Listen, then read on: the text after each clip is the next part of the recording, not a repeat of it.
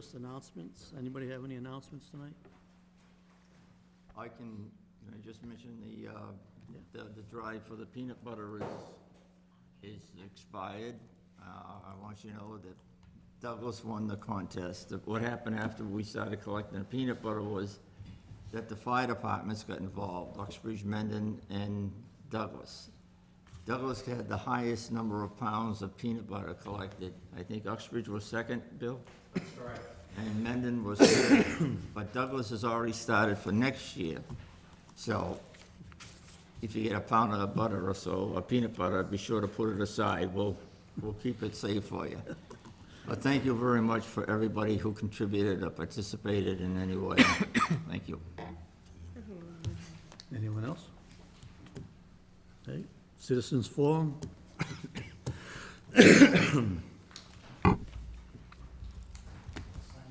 Yeah.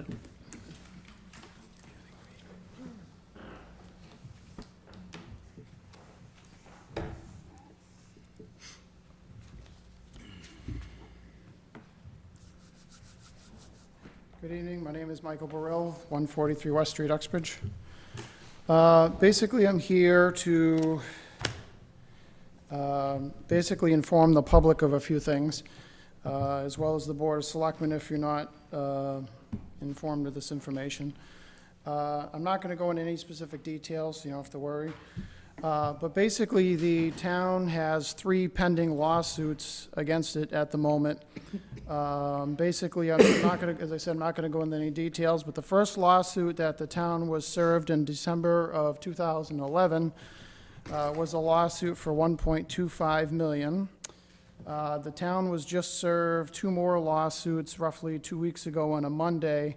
One lawsuit from that was $3.225 million, and the third lawsuit with that is $1.6 million.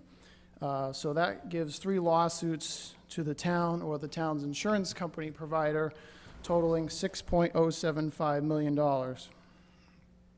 The 2 lawsuits that were just served 2 weeks ago basically are sort of connected together, and those total $4.825 million.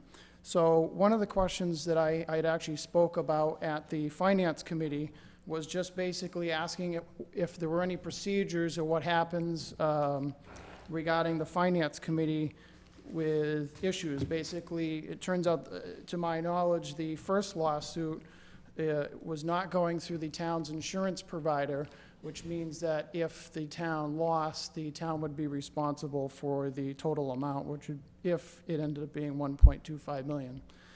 The other 2 are basically handled by the town's insurance provider.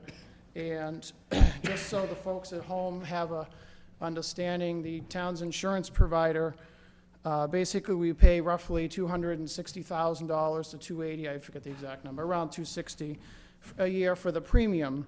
And basically the insurance company, anytime you have a lawsuit or an issue, it has a $10,000 deductible per incident, unless the amount is then less than the $10,000. So my concern to the Finance Department, the Finance Committee, is how were they prepared? Well, first they were not made aware that the town was being sued. So apparently that showed that they were not in the loop for that information.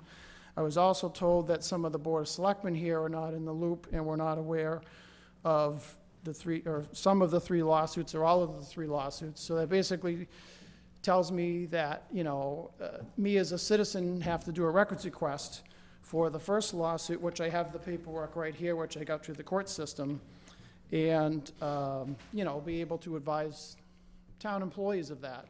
So it obviously shows that there's a lack of connection from when the town's being sued to basically the proper people being notified. So the other thing that I was concerned about, or not concerned, but...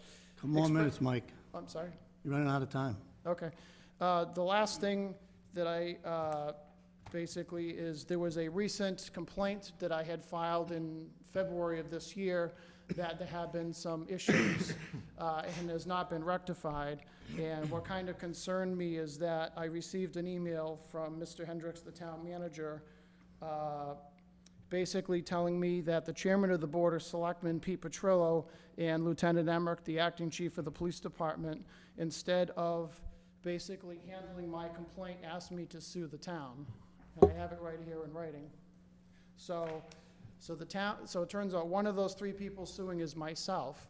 So the town's already been served one lawsuit, and I basically was shocked to find out that town employees are then telling me to basically go ahead and sue again. So I find that very interesting. And as far as a Board of Selectmen individual, I vote for somebody who's going to work for the citizens. And basically, my point of view is if you're not working for the citizens, you shouldn't be sitting in any of those 5 seats. You basically are providing a disservice to this town.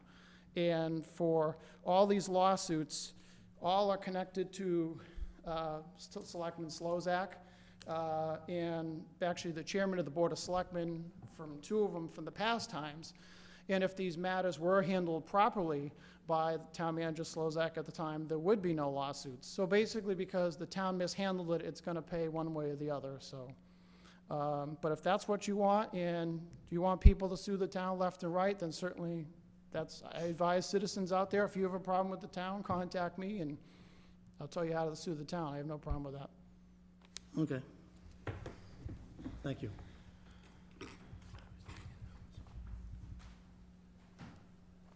Okay. There's no high school project update today. Murphy's Way, requesting winter maintenance services.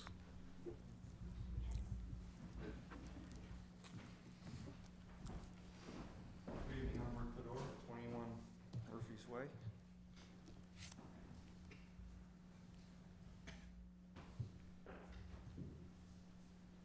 And I'm here representing the residents of Murphy's Way, asking the board to grant a waiver of the winter maintenance regulations for this winter. The board knows that we're in the process of asking the town to take our road, and we're trying to get this on the fall meeting, which I believe is November 20th.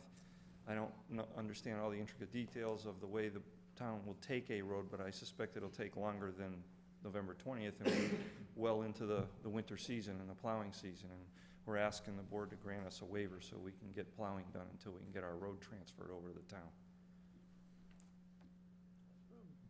Sounds good. Wait for all that paperwork, right? Before, Yeah. want to have Mr. Lane come up? I saw a lot of heads go yes, but I didn't hear a vote. No, I just want to ask you, you're in the process of, Well, with the maintenance. we're going to do a layout, I believe, in the next, Yeah. try to do a layout.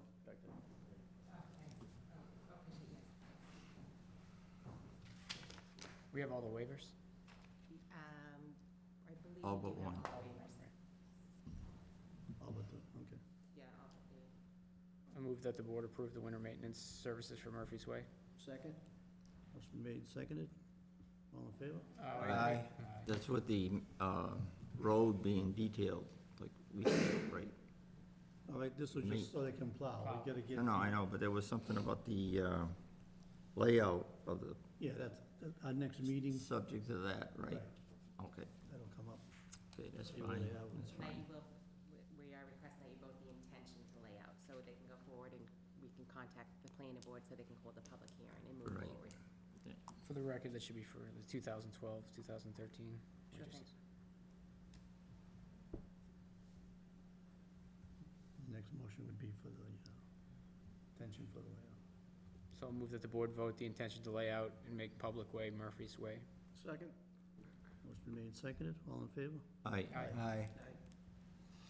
Is there a schedule for the public hearing on that? The planning board will hold their public hearing on October 17th, and the Board of Selectmen will vote the layout on October 22nd. Great, thanks. Okay. Okay, boot drive. Parents for a safe graduation for Saturday, October 20th, 9 a.m. to 12 noon. So basically, we spoke with the organizer, we were able to obtain the necessary waivers, and the The signs will be posted in accordance with the policy, and public safety met on this matter, and they have no concerns with this organization. So I'll move that the board approve the boot drive for parents for safe graduation on Saturday, 10/20/2012, from 9 a.m. to 12 p.m. Second. Been made and seconded, all in favor? Aye. Aye. All right.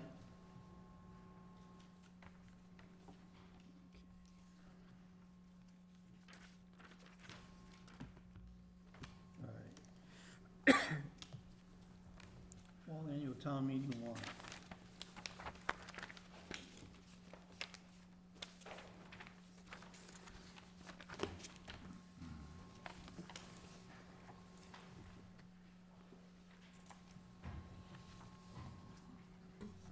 I don't know if you wanted to take the, see Ben's here. You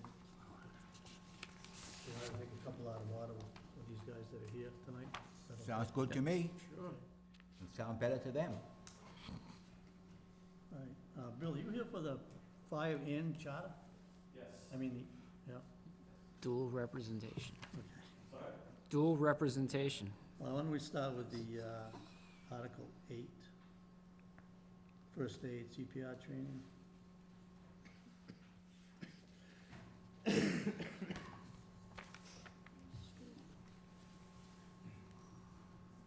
It's to see if the town will vote to establish and authorize pursuant to General Law 4453E, have a revolving fund for first aid CPR training under fire chief to be derived from course tuition fees not to exceed $10,000. That's sponsored by the fire chief. Any comment? I don't know how much that you've discussed this before.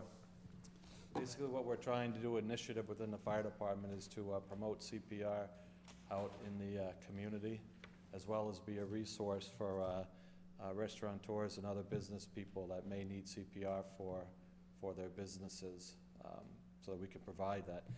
In order to do that, there's certain expenses that we incur, both for the instructors and some material costs. So we do charge for the CPR course, enough to offset those expenses. So basically, this is an accounting mechanism so that we have an account that we can take money into and pay out of without having to go through the fire department budget. I'll move that the board recommend favorable action for the Article 8 revolving fund account for first aid CPR training for the fall annual town meeting warrant on 11/20/2012. Second. Motion's been made and seconded, all in favor? Aye.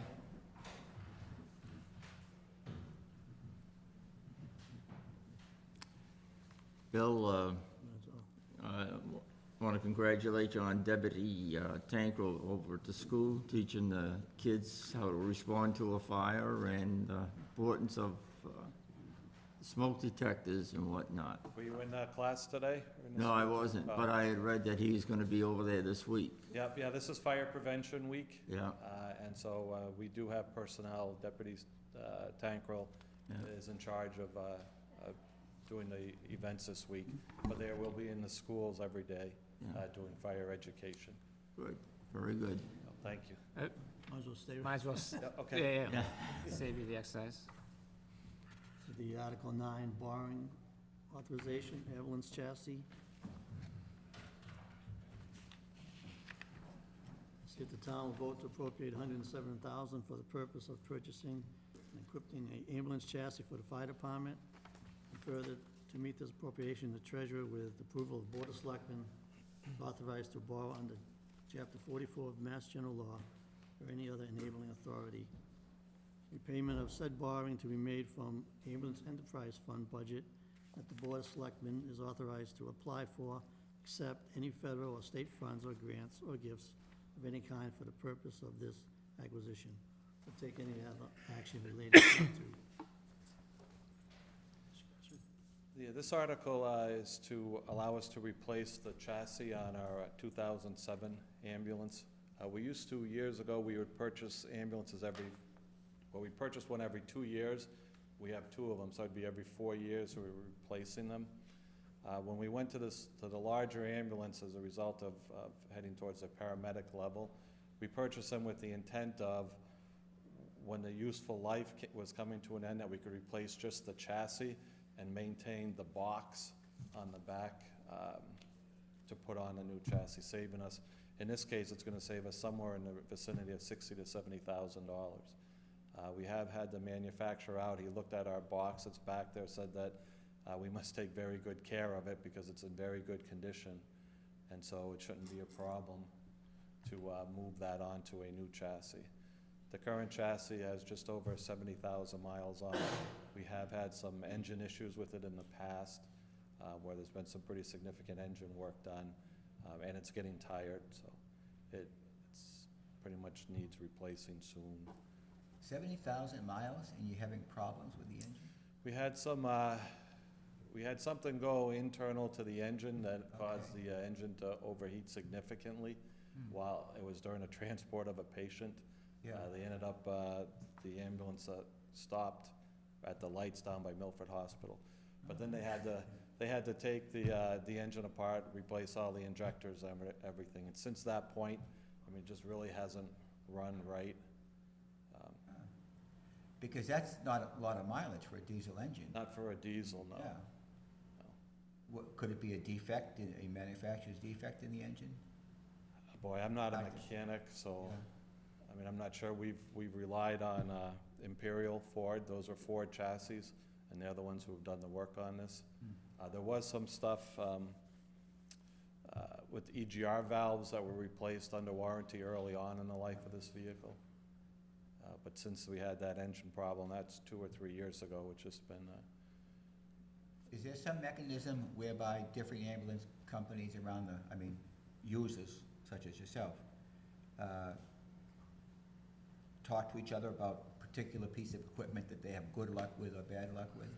My understanding is this particular chassis that we had on these, there have been issues, especially with those EGR valves. I'm not sure if that was the cause of the failure that day.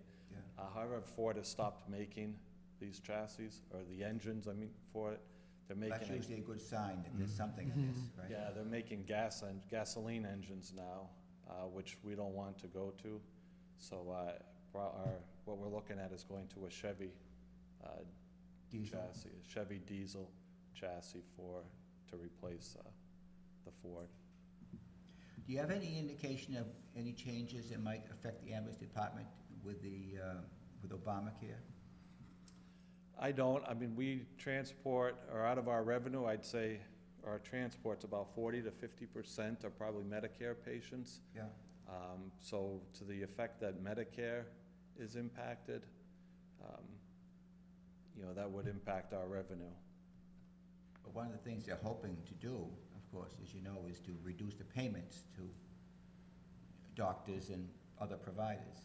So, Right, and if that, we currently, most people base their pay, their rates off of Medicare. We Yes. charge 1.5 times Medicare Yeah. at this point to the other insurance companies. There is a move within the state of Massachusetts, for the Commonwealth, by Blue Cross Blue Shield to try to reduce the ambulance payments as well, to the point where in some cases they've started paying the patient the charge for the ambulance service, and then we would have to go after the patient, which can be Good very luck. difficult.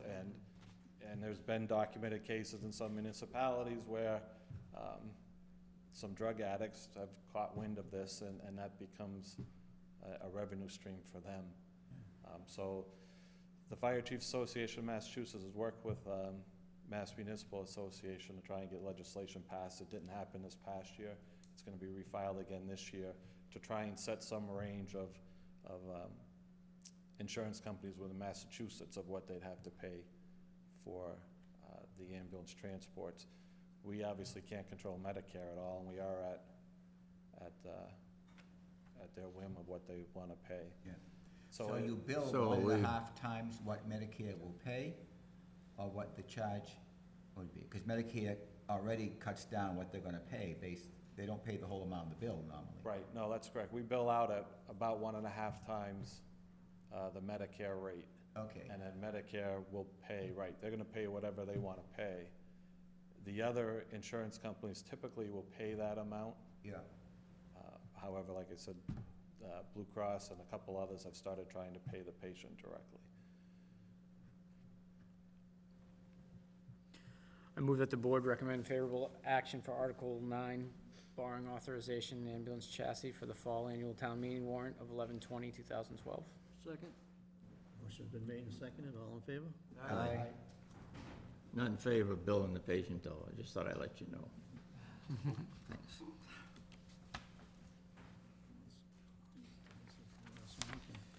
All right, Article 10, borrowing authorization, water main design and construction. See if town will vote to appropriate a sum of money for the design and construction of the Uxbridge water distribution system improvements. Main Street, Route 122, North Main Street, Route 122 water mains. To determine whether this appropriation shall be raised by borrowing from the Massachusetts Water Pollution Abatement Trust or otherwise. The $3,186,000 is appropriated for the purpose of financing the design, construction of Uxbridge water distribution system improvements.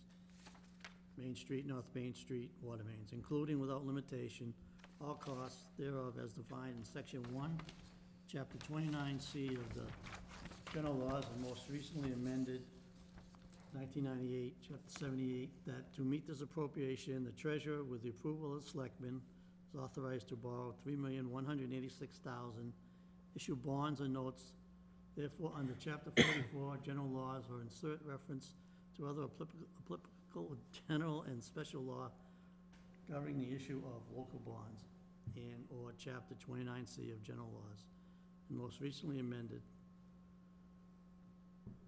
by State 1998, Chapter 7A, that such bonds or notes shall be general obligations of the town unless the treasurer, with the approval of the selectmen, determines that they should be issued as limited obligations and may be secured by local system revenues as defined in Section 1, Chapter 29C, most recently amended by State 1998, Chapter that the treasurer, with the approval of the selectmen, is authorized to borrow all or a portion of such amount from the Massachusetts Water Pollution Abatement Trust Establishment pursuant to Chapter 29C, and most recently amended by, can you shorten this, Ben?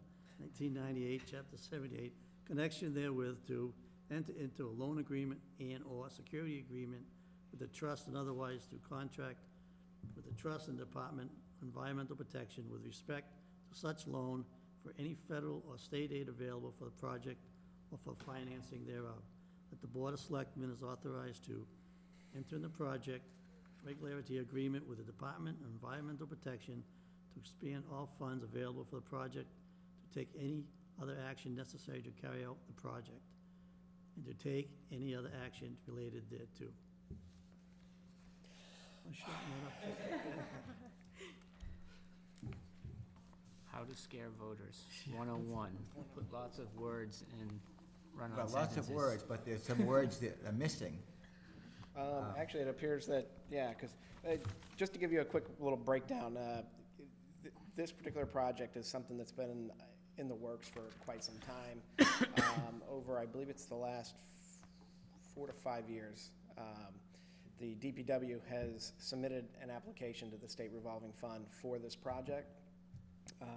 The one piece, or actually 2 pieces that have been missing to go along with that is a borrowing authorization from the town meeting authorization, and the actual design to go along with that.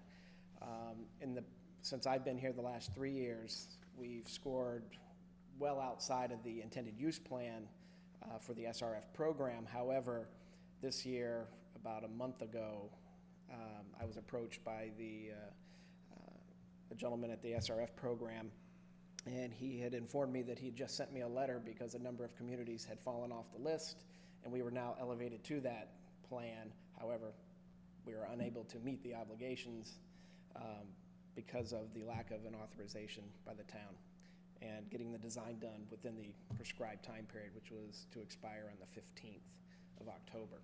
So this is, the intent of this article is to put it forth to the voters to see if they will authorize the borrowing of this money so that the needed hydraulic and asset-related improvements be done on the north and south Main Street portions of the water system. But I don't see anything that says it's going to be borrowing, if it takes place, will be paid for by the enterprise fund.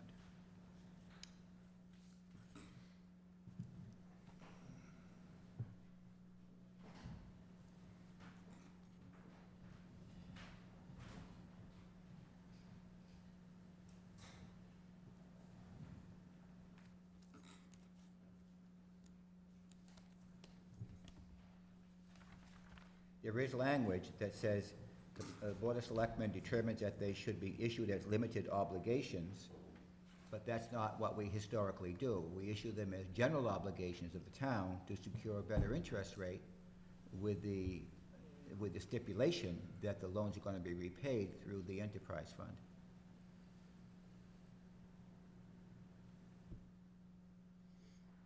Is this just going to affect people who are on the sewer line or the water line? Yeah, I mean, it would be borne by the water and sewer ratepayers. It doesn't say that. Well, it's general obligations of the town unless the treasurer, with the approval of the board, determines they should be issued.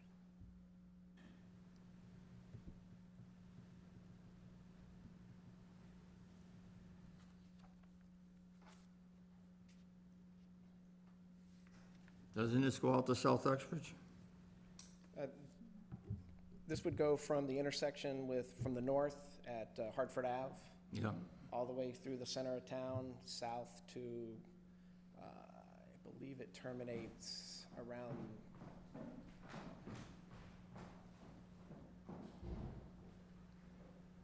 I believe it's Susan Parkway, somewhere in that vicinity. And with a little bit of the system that comes down Quaker Highway to Crown Shield. From Crown Shield south is all new from the Quaker Highway project, and what goes up through Crown Shield Avenue has been upgraded with the construction or the development of that parcel and the Richardson Street water tank.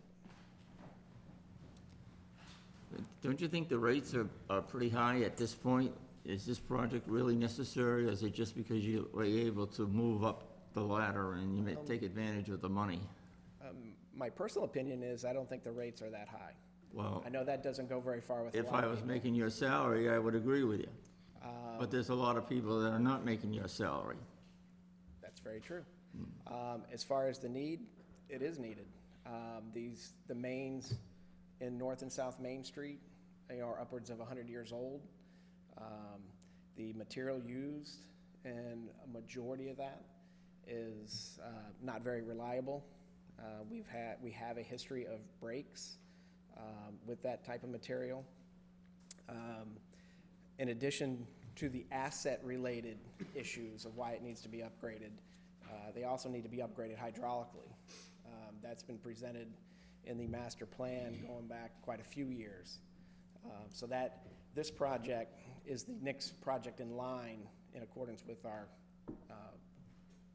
water master plan to get, to be undertaken. So combination of hydraulic capacity issues, fire flow, and asset-related break history, that sort of thing is the justification for this Is project. the size being increased? Yes. It is from, It varies. I think it's mostly around 12-inch. Through a majority of it, going to be increased up to 20. And then the other aspect of this that I feel is just as important is the DPW has been working with DOT for a number of years on the reconstruction of North and South Main Street over that entire length. I feel I would be doing a disservice to this town to, get that project in the construction phase and not have the utilities upgraded, because at the end of that construction period, the state or the Commonwealth is going to turn that portion of Route 122 over to the town. So we will have complete maintenance responsibilities for that portion of the road. And if we have 100-plus-year-old water main underneath that road that's prone to breaks, leaks, that's going to be a $8 to $9 million project that the state's going to be building. that we're gonna have to be going right back into to repair water. So why haven't you started this earlier? I mean, is this just developed in the year 2011? No, like I said, this has been, why this never got to this level, I can't answer that. I know that the DPW has submitted the applications for SRF funding for the last 4 to 5 years. But we haven't qualified for various reasons. Correct. We haven't met the criteria to put us in. Correct. fewer So than if they no weren't worried about it, why are you worried about it now? Because we have a problem. We have a ticking time bomb underneath North and South Main I Street. know, everything's a ticking time bomb, and we gotta do it right away. But it's been going on for 30 years, right? It doesn't start overnight. This is not an overnight thing. As I mentioned, this has been presented in the Water Master Plan for a number of years. It's been on the capital plan. It's been for a presented number to the of years. Board of Selectmen? Water and Sewer Commissioners, yes, it has. Prior to I me guess they coming weren't here, interested in it, right? I can't speak on behalf of former boards, but Well, all I'm I just can tell observing from you, what's happened in the past. Nothing was done, it's been presented, it was never voted. It's telling me that you haven't proved your case yet. all I can tell you is it's been presented on the capital plan for a number of years, going back probably at least the early 2000s. The reasons why, I wasn't here at that time. I just want to correct one statement that you had made that, making reference to the state not feeling that it's a project worthy or needs to be done. I think that's incorrect. What they're trying to evaluate, based on some criteria in an application on whether or not they want to divvy up SRF monies for funding, doesn't mean that these projects aren't needed. It's their determination. It's only of because they didn't have enough applicants that the money is there. Oh, there's many applicants and a lot of people, like I said. Oh, I thought that was the reason why your name was moved up. Well, it's because other communities had fallen off the list Oh, I see. just this past So year. their leaks are already gone through. We have a crisis with our infrastructure. And I'll be more than happy to, talk with more detail on specifically what needs to be done. This I had a particular question for you. article is for Excuse me for a North moment. and South Main Street. That program, we can't get into it again next year, sir? We've applied for it So, already. is there any way we can coincide some kind of a design to work with is it 3 years out, 122? That's No, something you that, don't really know. I asked you this before, but. every year, it's something, it should be, I can't speak on behalf of the state. Oh, no, It's yeah. tip funded. It's 3 to 5, that's what I keep hearing. Yeah, right now it's programmed for 2015. Or Yeah, to be programmed in the 2015. Best case scenario is to do them coinciding.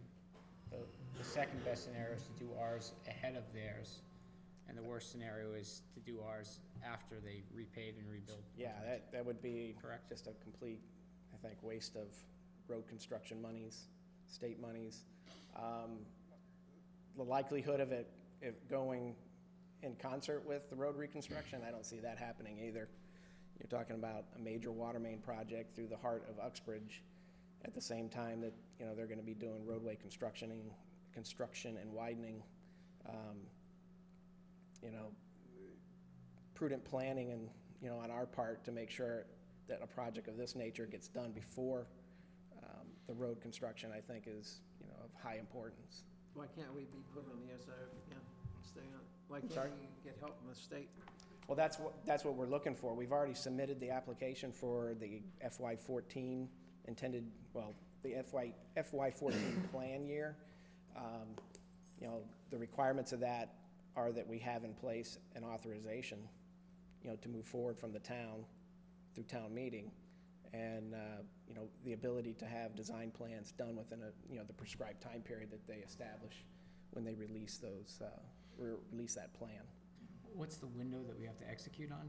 The Well, authorization? when it was brought up to me in the last, month and a half, it was to have all this done by October 15th, which just. So now, assume this goes to town meeting and the town votes favorably for this in order to kind of closely coincide with the state work. Do we have some flexibility as to when the project actually starts digging up ground? Oh, I would say assuming that we get funding through the SRF program. That's the key, right? Assuming. Yeah. Yes. Right. I mean, the whole idea is to be able to get it, yeah. But if we don't have the authorization to do the can't. design, then you can't. Immediately up. Yeah. Right. Did I answer your question? No. Okay. No, not at all, but that's all right. Could you repeat the question? The one question more was, time? once, assuming we get the SRF funding and we get the authorization done by the town, is the authorization, can we sit on the authorization for a year and a half into 2014, so we do our project right on right before the state comes in and does their 2015 project? Or are we Could pinched? we or should we? Well, are we pinched? I'm just questioning, are we pinched into, we have to do this borrowing next year? Or can we sit on it for a year before we do the borrowing? I mean, my DPW opinion is to get it done as soon as possible. You know, the reality is But my argument would plan be, comes out- you could sit there and rip up the road and put a rough coat on it and not put a top coat on it if, 6 months later, the state's gonna come in and rip it up, as opposed to spending the extra money to put the top coat on, and then next thing you know, you're throwing that away. Oh, no, I would definitely recommend it would be a temporary construction patch, for something like that, because they're gonna be coming in and doing full, a combination of full depth All right, reconstruction. so we're probably thinking the same thing, I'm just wondering, Yes. do we have a leeway and flexibility to try to align this as closely as possible once the I think authorization's there's been some flexibility in there on the timing of this. I'm trying to think off the top of my head, and I know I'll probably tell you the wrong date, but they typically, the applications were due the end of August. They don't come out with the plan until after the first of the year. They don't issue their intended use plan, and then, that's when the process really starts to pick up.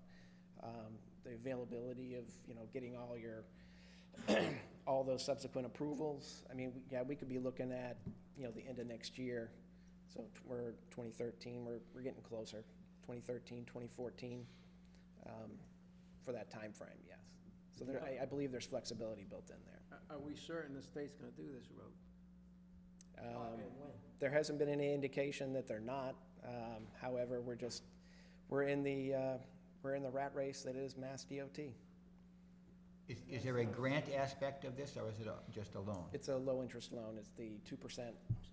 SRF funding. Kind of given a good argument as to why we should take the water and sewer out of the enterprise accounts and give that to Dave General and put it in the general treasury and let the whole town pay for the project. And what's the justification for that? How many increases can these ratepayers take? Well, I mean, why don't you just look at it, everything that's going on is Yeah. being taken care of by ratepayers. You're happy because you're out in the woods with your own little pump and you're all set. Yes. But how many times can people on fixed incomes or retirees go through this? Well, your point is well taken, Thank you. because everyone is being squeezed and stretched. Right. However, the municipal water supply benefits people on the municipal water supply. We get no help. People You who don't are get on. any help from these water treatment plants. I mean, there's no reimbursement of the underground water, as a result of the plant being taking care of the water that's going down the pipes. I don't It goes understand. into the river and it recharges your water table. No, it doesn't. It In the goes into next the town. river. All right, No, in the it goes next to town. Atlantic Ocean. Whatever. The Whatever. sewage that we It's gotta put, get back into the ground somewhere. yeah, it gets back in the ground by the evaporation from the oceans that come back as rain.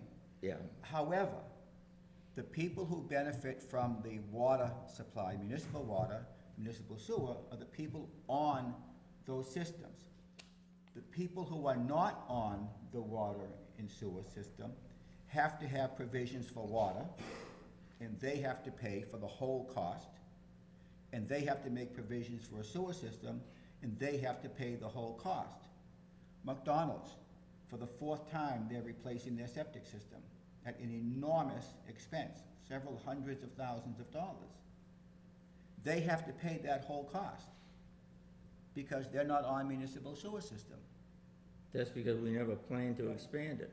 Well, for however reason, people who are not on the line of water hydrants, our fire insurance premium is higher than those who are on the system. So, you know, if people who are on the water and sewer system think they'd be better off with private water and private sewer, well, that's, you know, I wouldn't fight that, that's okay. The question is, would they be willing to do that? I don't think so. But you can't Well, ask, then we should have taken care of the streets in the town when we put in the sewerage that were the most hazardous to the water table, like Granite Street, Pulaski Street, in that area, all on ledge. Yeah. And the school department is on ledge. yeah. So that's really a good field for collecting and Well, filtering. you know, you can make a case that we should extend the sewer lines and the water lines to those places. I guess they have water, the sewer lines to those places. And you have to look at that. But if they're on the system, then they have to pay the cost associated with that.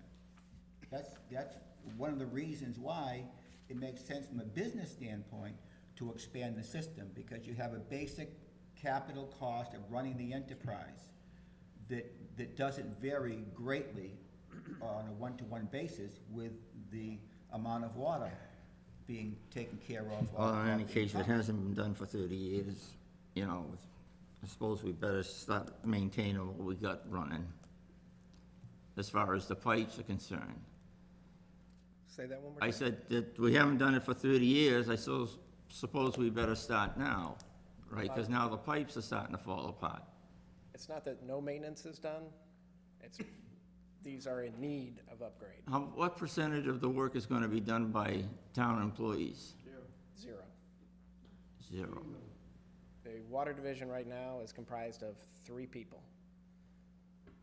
You know, these sad stories go on and on and on, but there's other businesses that have a reduction in force, That's right. and they still continue. That's correct. And they do projects. They maintain their infrastructure. They put money back into their infrastructure.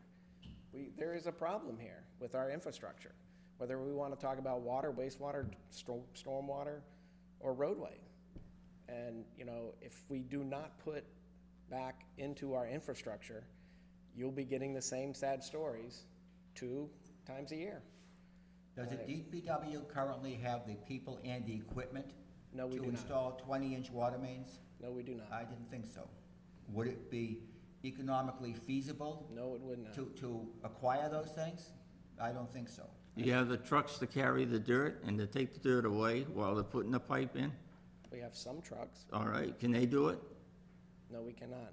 No. We don't have the staff to perform that service. And we don't have the staff to drive the trucks. So what's the criteria for getting a job with the DPW? Funding. Funding? If they don't have a license, what good is it? We need funding. We need funding for staff. What, are We we need funding supposed to for teach them to projects. get the license or something? All right, let's move on. You're on a completely different topic now, so. Move the board recommend favorable action Wait a for the minute, article. wait a minute. Sorry. Yeah. Okay, you make the motion, but I still have a question Okay. for David. Yes, I agree. You're right. I'm not gonna. Why doesn't it specify here that the borrowing will be paid by the enterprise fund? Because this is, and correct me if I'm wrong, Ben, this is the information, or this is the warrant article It's the draft that, language that you got from, the SRF program. right. Now, the SRF program what? doesn't recognize one way or the other whether or not there's an enterprise fund. That's fine, I understand that, And we can, you know, the thing, but we are going to vote correct. on it, And and we should specify in the article. I would agree in with the that. motion. Yep. So, This as it stands is fine the way it is. We would certainly specify within the motion that it would be paid for through a CIF rate through the enterprise fund. yes, that's nice, but since we know that in advance, I'd like to see that in the article. Well, we can't put it, A substantial change? This is the big dance. We had to do this last time with one of these where we took boilerplate Very minor, and then we had to get it right. approved and all that. When you, the next version of the warrant, when the first version of the warrant comes out, it'll have the motions in them. The motions will not be changed. They'll be on there, and that will be inclusive on that article. Why can't we vote that now? It doesn't change the article. This is just our recommendation, so we Yeah, can, the board. No, I know do it that. favorable based on the Yeah. motion carrying, Yeah, absolutely, carrying, absolutely. which I would All right. agree. You could- Okay. I was yeah. gonna stick that in my modified motion. So I motion that the board recommend favorable action for Article 10 borrowing authorization for the water main design and construction for the fall annual town meeting warrant Contingent upon? 11/20/2012 contingent upon the motion carrying, carrying the onus on the water department, water and sewer ratepayers for any future debt related to said This article. debt, not future debt, for this debt. Well, you get the author, well, I guess Yeah. you borrow the full Said 3.1. borrowing- In the matter Some of- borrowing should be paid for by the sewer enterprise fund. Oh, no, down Got here. it. Yep. Yeah. Agreed. It's gonna be in the motion anyway. Got it. A second?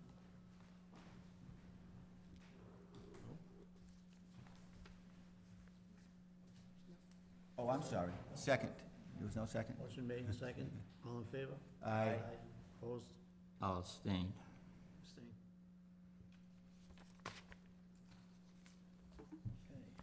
You abstain because, Because I don't want to vote for it.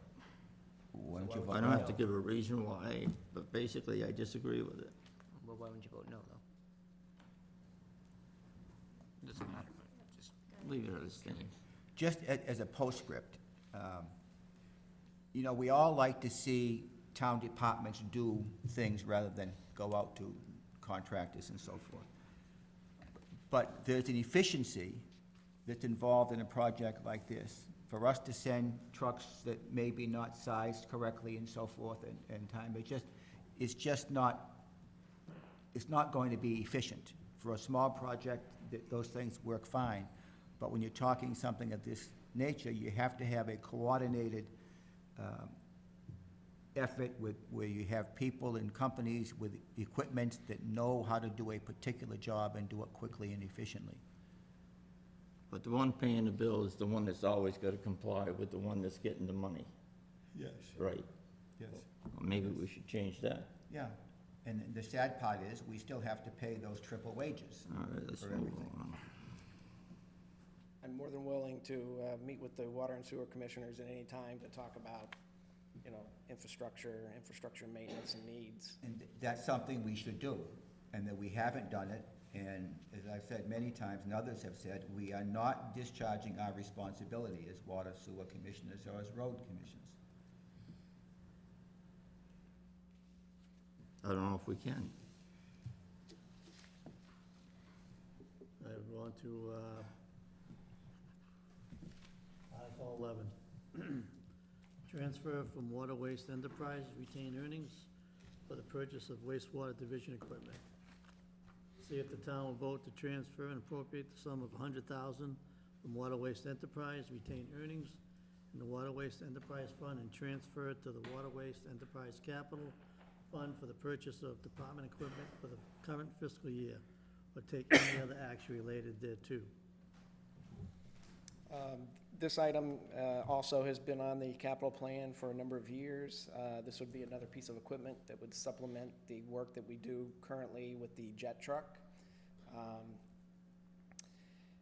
You know, at the moment, all we have is an old, outdated pushing type camera. This would be more automated, remote control. The unit is, it's a mobile unit. We could put it in the back of a pickup truck. We could put it on the back of the John Deere Gator that we have in the sewer division, which would allow us to, you know, actually perform more routine maintenance and inspection on our collection system, especially the 6+ miles of cross-country sewer main that we have in Uxbridge. What's the smallest size pipe you can go through? This particular one,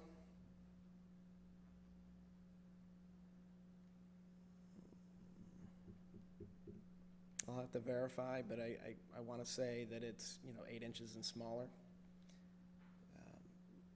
But I can verify that for you. And how far will you be able to go? Oh, it'll go as long as the spool. And Yeah, I want but to how say long's the spool?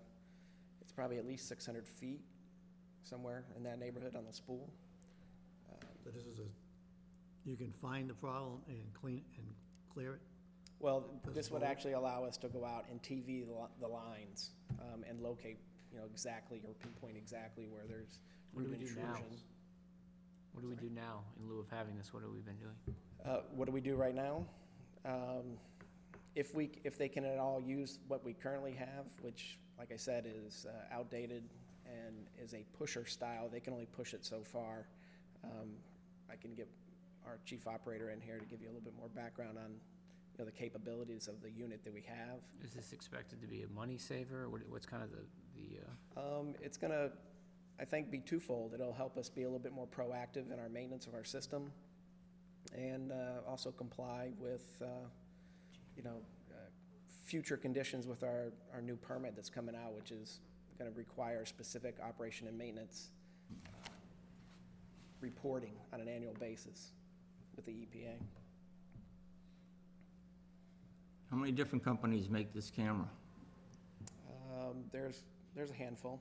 I mean, we've been looking at one particular one. anyone else in the valley have one of these that we can borrow? How often would you be using this? That I'll have to get back to you on.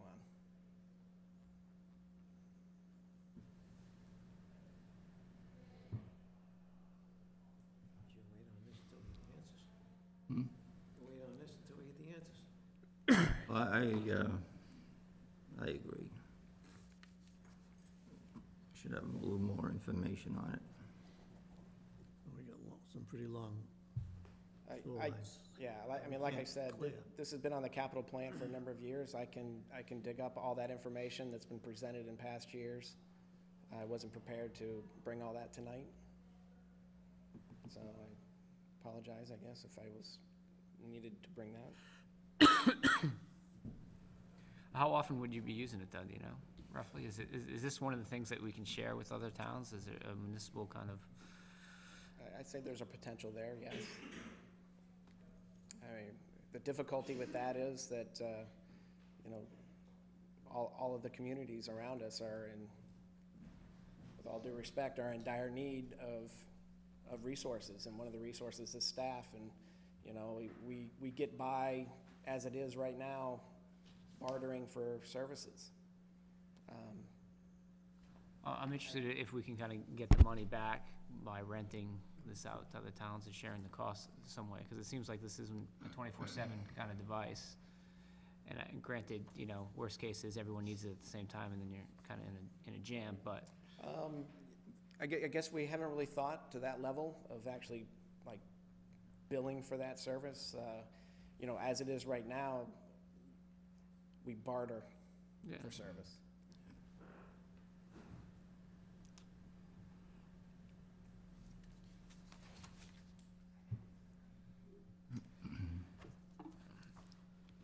I haven't gotten a good argument to satisfy me, so I'm gonna move that the board recommend unfavorable action for Article 11, transfer from the wastewater enterprise retained earnings for the purchase of wastewater division equipment for the fall annual town meeting on 11/20/2012. Second. Motion's been made and seconded. Discussion? Discussion. I understand your concerns, because I have them too, but I'd rather wait and get a little bit more information.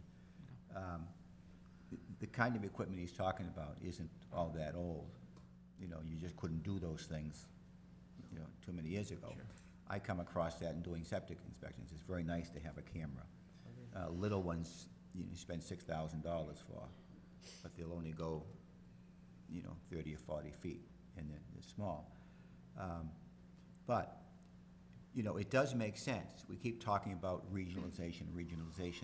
Most of it doesn't make sense, but in situations like this, you could make a case where a town, let's say Uxbridge, would sit down with the DPW people in surrounding towns and say, listen, there isn't any sense in all of us buying this equipment.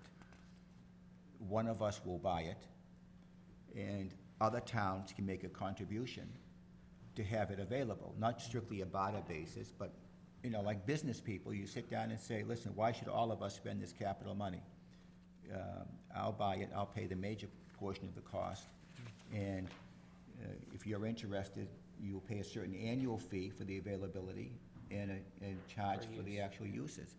When they're talking about the jet truck, remember last year, they were thinking about doing it?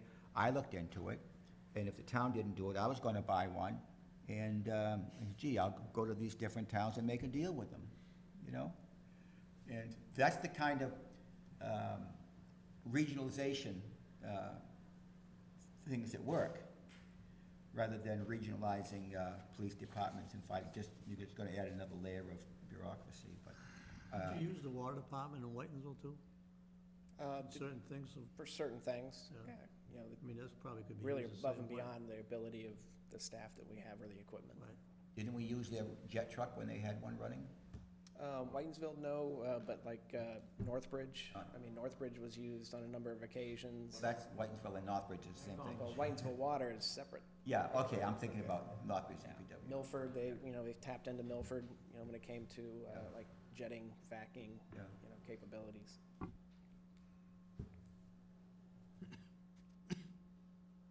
We can make a recommendation at town meeting. Yeah, I'm fine deferring it if you think there's more information coming around that. That's fine. So I'll withdraw my motion. You would defer for more information then? We'll move that we defer till town meeting for more information. And specifically, you want to know more about this make model, this, The capability of it, the small, how small of a pipe can it go through? How and- many companies can we go to? What's the difference between the companies and the model? These type of companies don't offer leasing options or anything like that, right? It's just flat out buy. I'm sorry? They don't offer leasing options on equipment like this? I can follow up with that.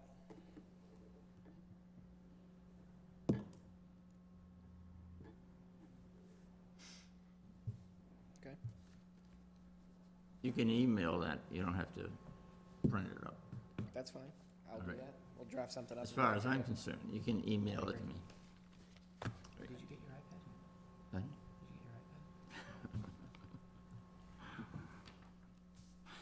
Did you get your iPad? I said it.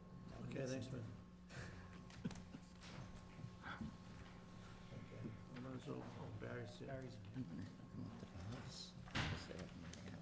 Article, go back to Article 7. Would you do that for me sometime? Funding appropriation for the purchase of cable peg access equipment. See if the town will vote to transfer $25,000 for the purchase of cable peg access equipment for the current fiscal year. Such sums of money to be offset by cable peg access. Receipts reserved for appropriation account or take any other action related thereto. Sponsored by Cable Access Coordinator. Good evening, everyone. Basically, this is a request for additional money for the high school project that we're presently entangled with. We need some additional wiring and some additional equipment to allow us to go live and stream from the high school locations. How much have we put in at the school now, to date, including this amount if this goes through? How much money have we put in How as much far money as total tubing? for the project? Yeah.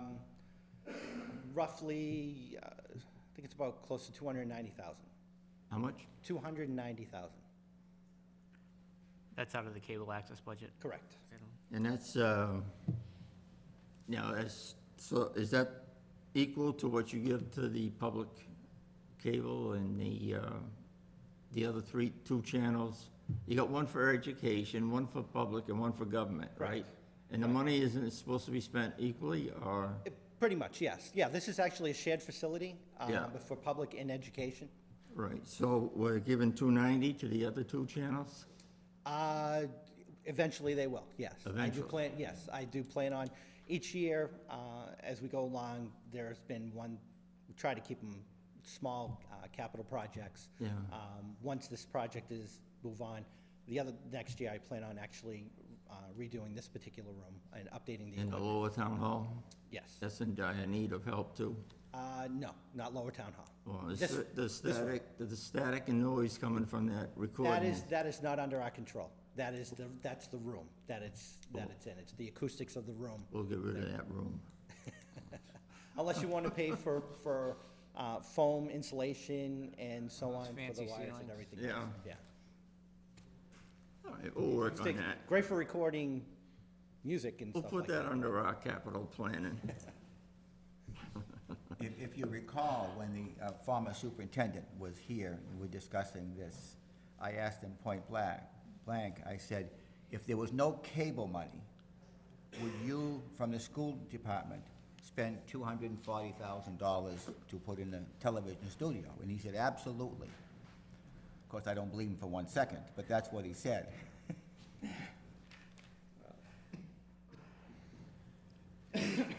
So this 25K additional just is oversight, or where does the 25K come from? I assume this was planning and then... No. I know we're gonna get it from the water and sewer people, it's not an issue. I'll craft the motion carefully. No, the question was, the 25K that you said was for additional wiring and cables to stream from UHS. Is this like an overrun on the original budget? Where did the 25? Well, this was unforeseen costs according to the project. When I originally met with the IT person designing the school project, I had made a simple request about certain wiring for the auditorium, media center, gymnasium, and so on, to allow us to broadcast either live as needed or bring it back to the control room to record it. So we don't have to run cabling everywhere. As you've seen, we've done in the old auditorium, we have cabling across walkways and things like that.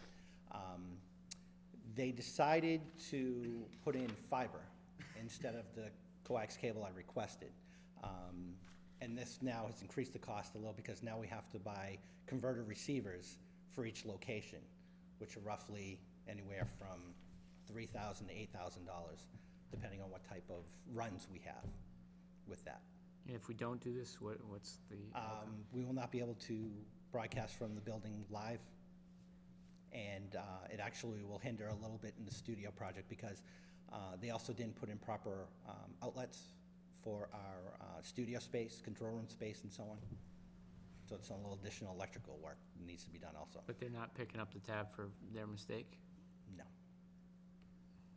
Bruce, how come? Was it their mistake? I'm sorry? Was it their mistake, or was it just? I met with the IT person, made my requests. They made changes without discussing anything with me. So the conduit is run in the new auditorium. The cabling is just not there. Well, you're not alone. You didn't get what you wanted. You're not alone in the school, I can tell you that. Oh, I know, I'm finding that out. I think it's a big project and it's kind of important that everything starts working correctly. Right. And We've if already- that's all it takes to get it corrected, A perfect example is they've already had a school building committee meeting and a school committee meeting, which we were unable to go live. My phone went off the hook on those meeting nights because Really? they were wondering why the meetings were not broadcast live. all right, well, we'll let that one slide for now, but you better get that damn cable in there. I'll move that the board recommend favorable action for Article 7, funding appropriation for the purchase of cable access equipment for the fall annual town meeting on 11/20/2012. Second? Motion been made and seconded, all in favor? All right. Aye. Aye. Great, thank you very much. Okay.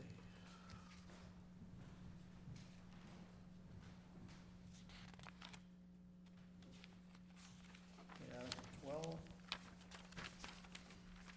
The acceptance of Massachusetts General Law, Chapter 59, Section 5N related to Veterans Property Tax Work-Off Program.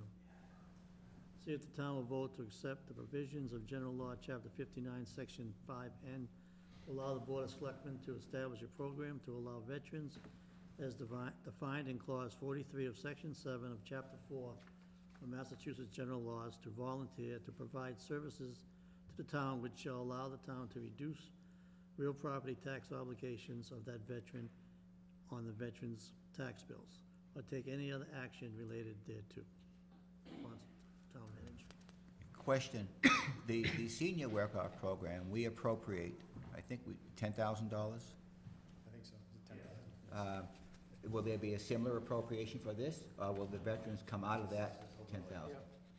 It would be a similar appropriation to that. We don't, it comes out of the assessor's overlay. Yes. And we would establish a similar program within the assessor's overlay. And one of the advantages to this particular program is having veterans work at, according to the general law, minimum wage. You work minimum wage, and you can defer up to $1,000. You can get a credit for $1,000 on the veteran's property tax bill. The veterans can do things that we probably can't have the senior citizens do. So, you know. They could put in a water main? Well, I don't think we can go that far, but, you know, they could certainly help parks, help DPW, just do some other tasks. And at the same time, we're helping out, you know, the people who have served our country. So It's a great we think we were very happy to see this Mass General Law put forward, and we'll just appropriate it the same way as we appropriate the senior work-off program. So the $10,000 will be made up by the other taxpayers who are not eligible for the program? That is correct. And that's the estimate that you have? What a system, I love this system. That's I 10. move that the They board earned it. recommend favorable Hold it, Bruce, action. excuse me. Okay, go ahead. Is it gonna be 10,000? So they get 1,000, I know the seniors get It's up to, 500. it's up to $1,000 per the general law. What we probably would need to do after this is work with the veterans agent to ascertain how many veterans would be interested in the program. The program is controlled by the Board of Selectmen. So what we would do is we would look at where the interest is, look at where our needs are, and then bring forward a program that the board would approve that would set the limits of the program. I think the seniors is only 7,500, by the way. I don't think it's 10. Could be, we'll have to look on that. Who does the senior program? Used The to be council on 500. aging? Is it It's gone up? 500 person, but it only goes to 75, so Oh, okay. Yeah, I thought we moved that up a couple of years ago to 10,000. I don't think so. Well, you could check. Yeah, I'll check in. Yeah, it's 500, they can, but if it's 1,000, that means that would be 10 people could. Right. Or you can have 20 earning 500. Yeah. It's totally under local control. I move that the board recommend favorable action for the Article 12, acceptance of Massachusetts General Law, Chapter 59, Section 5N, relative to Veterans Property Tax Work-Off Program for the fall annual town meeting warrant of 11/20/2012. Second. Just a quick discussion. When does this go into effect, if it's approved? Oh, okay. I have one question, too. Who's gonna be responsible for getting the jobs? Who are they gonna go to, the veteran agent? The jobs will come to us. Who do they go see about, We would determine the need. We would I would believe that the methodology would be, we determine the need, we would send that information off to the veterans agent, and the veterans agent would control the program itself. to take the name where they're going? Correct. He's gonna have access to all the skills and So he would be in charge of all that stuff. All right, motion's been made and seconded, all in favor? Aye.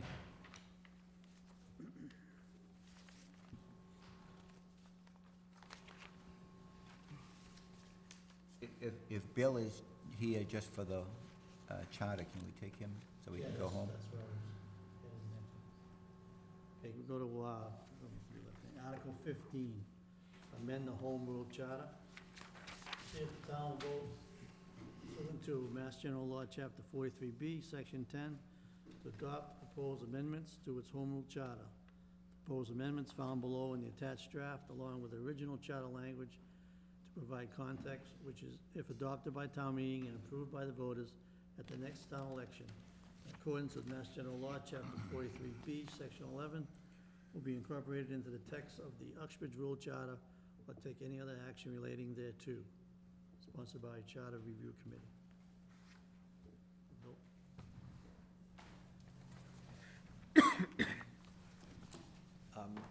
As all of you, I'm sure, are aware, the Charter Review Committee started approximately 1 year ago reviewing the current charter and soliciting input from all the department heads and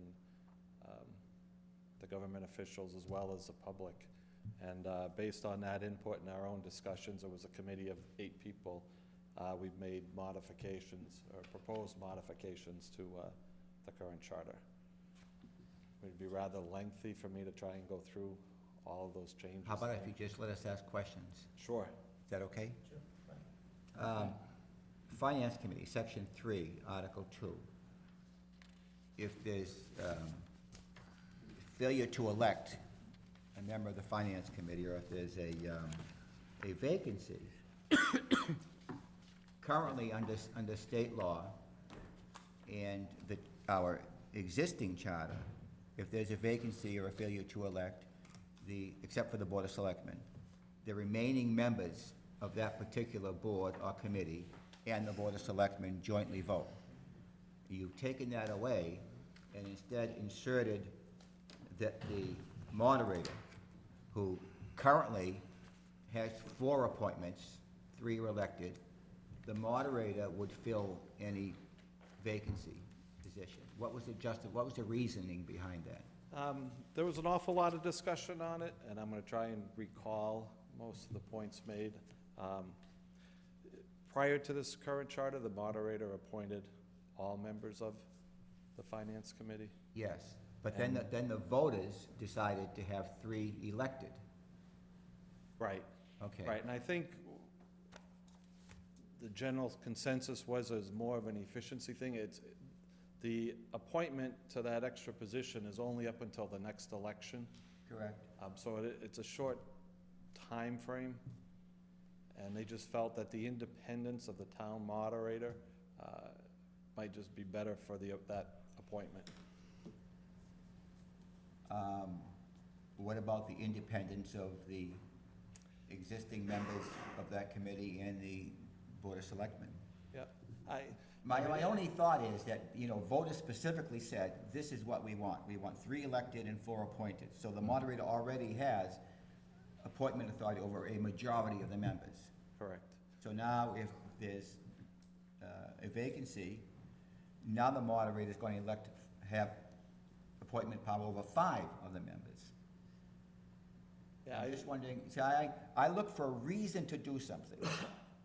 I think, excuse me for that. Yeah, That if the moderator were to pick the individual for the short term they were gonna be there, yeah. they were more apt to find someone that has experience in financing, rather than, it's only usually maybe half a year, 4 months.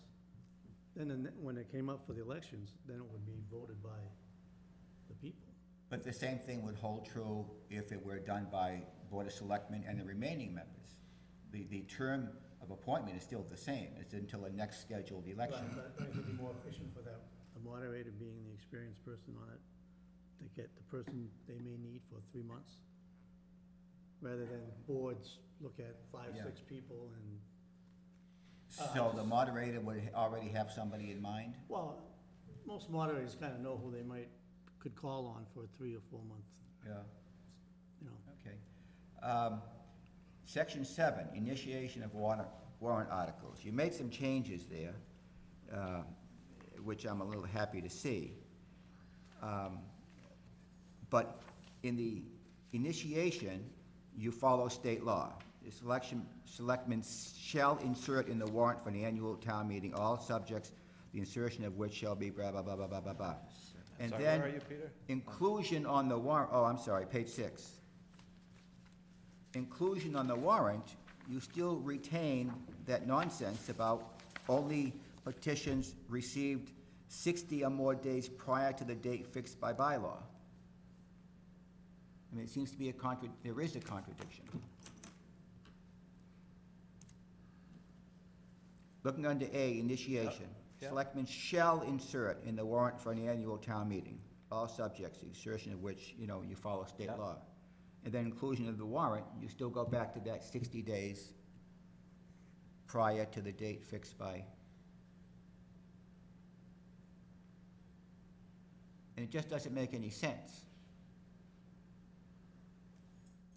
if somebody submits a petition article, you know, and we say, okay, thank you for the petition, but we're not gonna put it on a warrant, I don't think really that's allowed by state law, but let's assume it is. Wouldn't their next step be to just go out and get another 90 signatures and call a special town meeting with all that involved? I just don't see the sense of it. Well, this first section quantifies if you receive it from a certain number of people. The inclusion on the warrant, It still says the same thing. The Board of Selectmen shall include on the warrant for the annual town meeting the subject matter of all petitions, which have been received by it 60 or more days prior to the date fixed by bylaw for town meeting to convene. So on the one hand, so you're saying paragraph that because above, the all petitions widens it more than, I guess I'm not following. It opens up a door that someone could miss the 60-day window and go out and call a special town meeting at a cost Okay. to the town, whereas if you just shorten the window or eliminate the window to yeah, something but more there's reasonable. something beyond that, because it says, the first one, the underline, the new section, the selectmen shall insert in the warrant for the annual town meeting all subjects, the insertion of which shall be requested of them in writing by 10 or more registered voters or 100 registered With no voters. time limit. That's correct. And then we say, inclusion in the warrant, selectmen shall include in the warrant for the, which have been received 60 or more days prior to the date fixed by bylaw.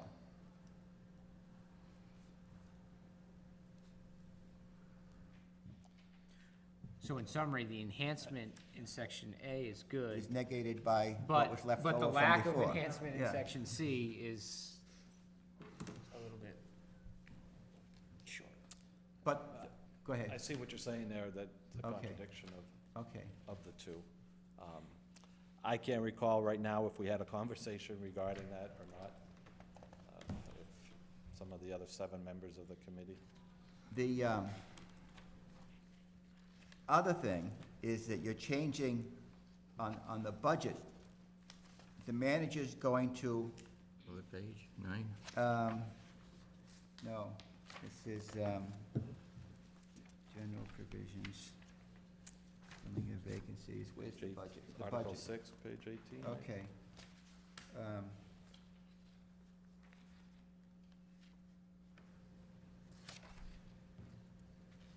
Yeah, page 18, submission of budget and budget message. The old charter, or the existing charter says, within time fixed by town manager, blah, blah, blah. The town manager, after consultation with the Board of Selectmen, shall submit to the Finance Committee a proposed. That's being changed to after presentation to the Board of Selectmen. So there's no consultation. The manager says, this is my budget, this is what goes on the warrant. Yeah, and I think in going through this charter review, Yeah. I think the committee has worked to try and better define what it felt was the intent of the original charter in defining the town manager's responsibilities and the Board of Selectmen's responsibilities. And how did you divine the intent of the original charter? Because I was on the original charter commission. I think the committee felt that, especially with regard to the budget, that the town manager works with the department heads and the departments on the town side in developing the budget, and that the selectmen would set the, Policy and procedure. the policy for the town manager to operate under, so. No, it doesn't say that. The charter you're proposing says that the Board of Selectmen is the policy-making agency, and we're responsible for promulgating policies for all departments serving under the Board of Selectmen. So tell me who serves under the Board of Selectmen? Not the manager, because he has specific duties. Right. Not the But you're treasurer, he has specific duties. He doesn't serve under the Board of Selectmen, so But no you're one serves under the Board of Selectmen. The Board of Selectmen sets the policy for the town to operate under. Under what basis? Read the charter, read what it says. It says, we set policies for all, find the language, all agencies or departments serving under it. This one serves under us. There's nothing that serves under the Board of Selectmen. Well, who appoints the town manager? The Board of Selectmen, so theoretically, the town manager works under the umbrella of the Board of Selectmen. I'm sorry, he doesn't. We do appoint the town manager, And we can remove the town manager. and we can remove the town manager. But the responsibilities of the town manager are derived from the charter. In fact, you've also inserted language that we're not supposed to talk to him, or give him any advice, or we're not supposed to go to any other agency in the town to ask questions, which of course is ridiculous. That says it in the, Yeah. Selectmen, majority oh of yeah, them we is did add, becoming that's right, in the, day-to-day operation. right, in the day-to-day operations. And No, I no, think no, that- no, no, no, that's what it used to say. That's what it used to say, but that's been changed now. I'll go back and, Board of Select, 9. okay. Now, under the existing charter, the Board of Selectmen are the designated chief executive officers of the town. That's been taken away. We are not the executive officers of the town. It says the selectmen shall have and possess all powers it is possible for selectmen to hold under the general laws of the Commonwealth, which are not specifically assigned to some other office or agency under this charter or by special acts of the legislature. Well, under this charter, most things are in fact assigned to the town manager. The Board of Selectmen shall have the power to enact rules and regulations establishing town policies not otherwise governed by bylaw, by this charter, or by statute, except for the purpose of such investigations as may be authorized by this charter. The selectmen shall deal with all town officers and employees who are subject to the direction or supervision of the town manager solely through the town manager. That's what it says. Yeah. Now, I can tell you that as far as I'm concerned, I, as any other citizen of the town of Uxbridge, or resident of the town of Uxbridge, can go to the treasurer and ask questions. They can go to the town manager and ask questions. We can go to the town clerk and we can go to the DPW and ask questions, irrespective of what this says. Bill, I understand and have always understood the frustration everybody has with a non-functioning Board of Selectmen. And I've been saying we are non-functioning for years now. I sympathize with that. But you can't fix that by making it impossible to have a functioning Board of Selectmen. You see, you can't fix that by changing the language. But I'm telling you, it's not workable.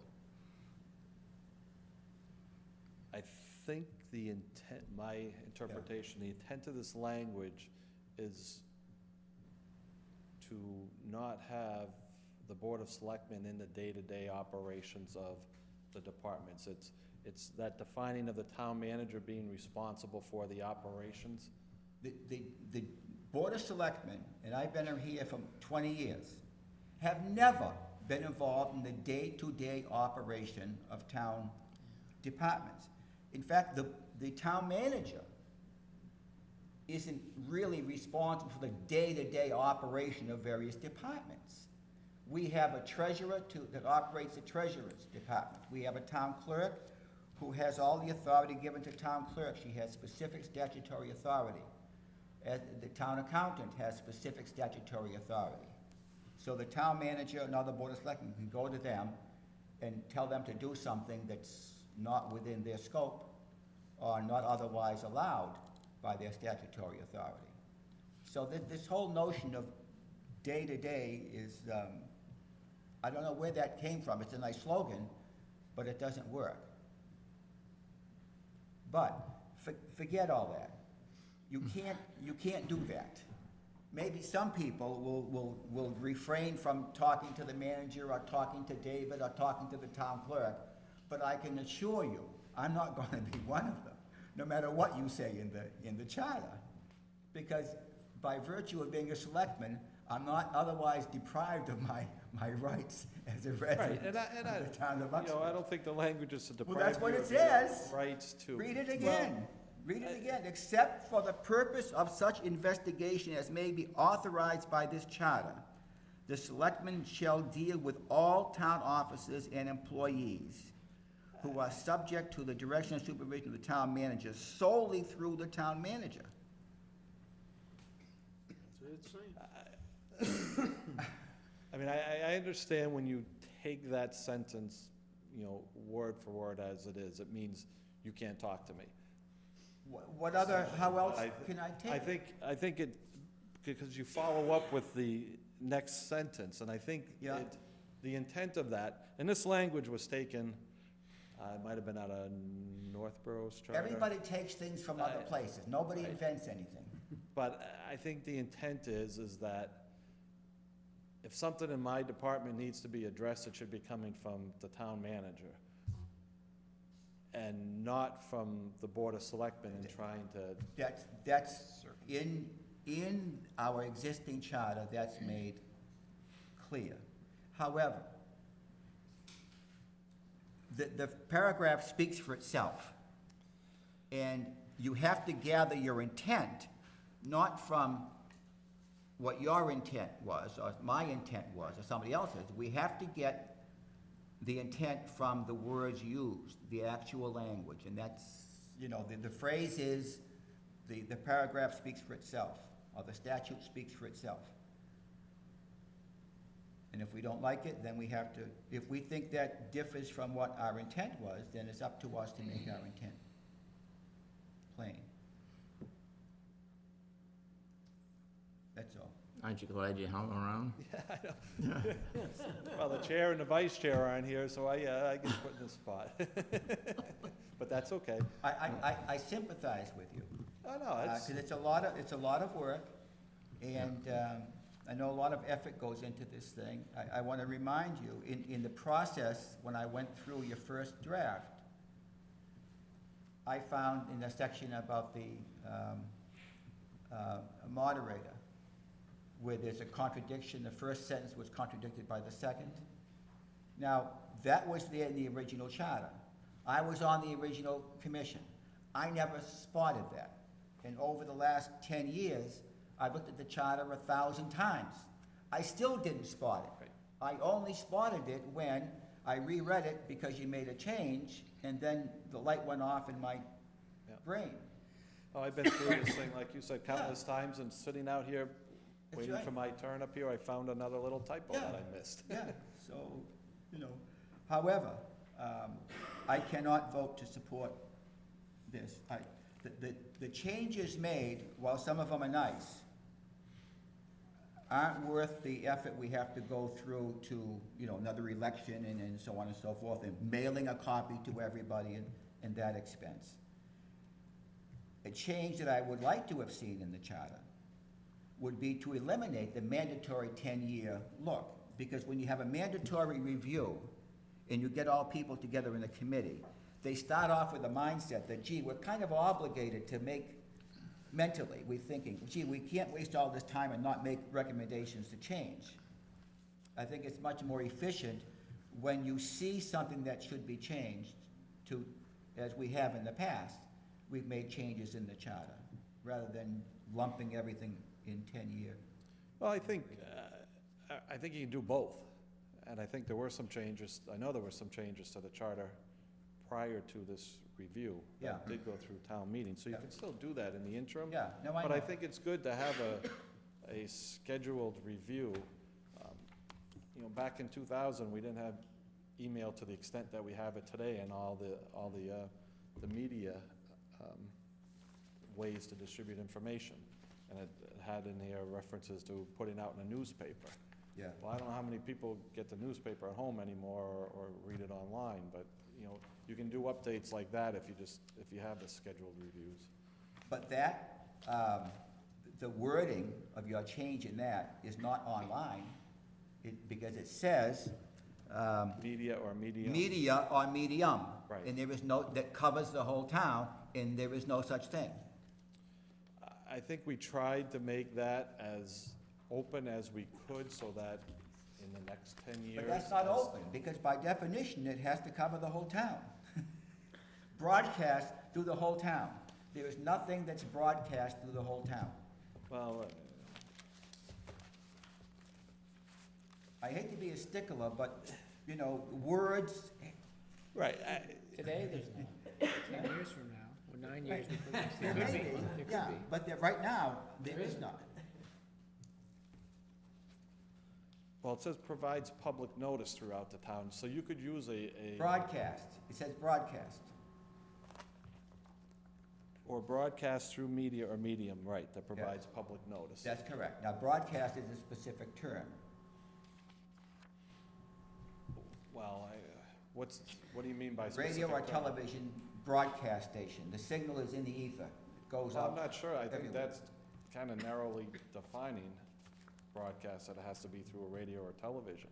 No, but it doesn't have to be. If you can find other means of broadcasting, you Right. can do that. You could have a PA system to cover the whole Right. town. You know, that's what they do in Russia. You know, everybody has to, Achtung, Achtung. That's the whistle on top of the town hall. Yeah, so you can broadcast things, you know. But so far as trying to do these things, it's not, the language is inelegant. I think anytime you have a document like this with the language that you need to put in here and you try to make it as succinct as you can, you're gonna get into different interpretations of it. I mean, I think, you know, the committee spent a lot of time going through this and trying to take the input and Yeah, I and come know. up with a workable document. Is it perfect? You know, I'm not gonna say it's perfect, but I think, personally, I think it's better than what was there, what is currently in place.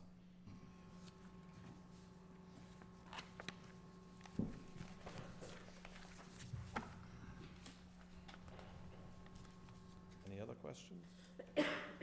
Thank you very much. You've been patient. Thanks, Phil. More than patient.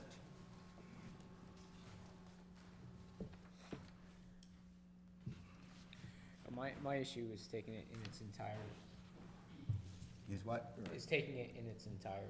You know, I think there are incremental enhancements in certain areas, but I don't agree with every change. And if the question is, do you take everything, then you gotta weigh, all right, Well, you have to. does the good outweigh the bad, or is it kinda net neutral? Yeah, that's what I did. And I look at the things that aren't going to be workable outweigh, we've lived with the things that are kind of iffy for 10 years. Some of them are still there, and some have been added. So, I can't go for it. You know, we say nothing's perfect, but, which is a true statement. But if you're buying a car, a new car, and you go to the showroom and you're all ready to sign it, and then you see that something doesn't work. And the car dealer can say, well, listen, nothing's perfect. Take it and, you know, we'll fix it later. You know, most of us will say, well, gee, thanks very much. I know nothing's perfect, but I know this is a defect. There may be others that I don't know that I'll find out about later, but I know this is a defect, so if it's all the same to you, I'll keep my money in my pocket and let you fix the things that I know are wrong. And then I still realize that there may be things that I don't know that are wrong.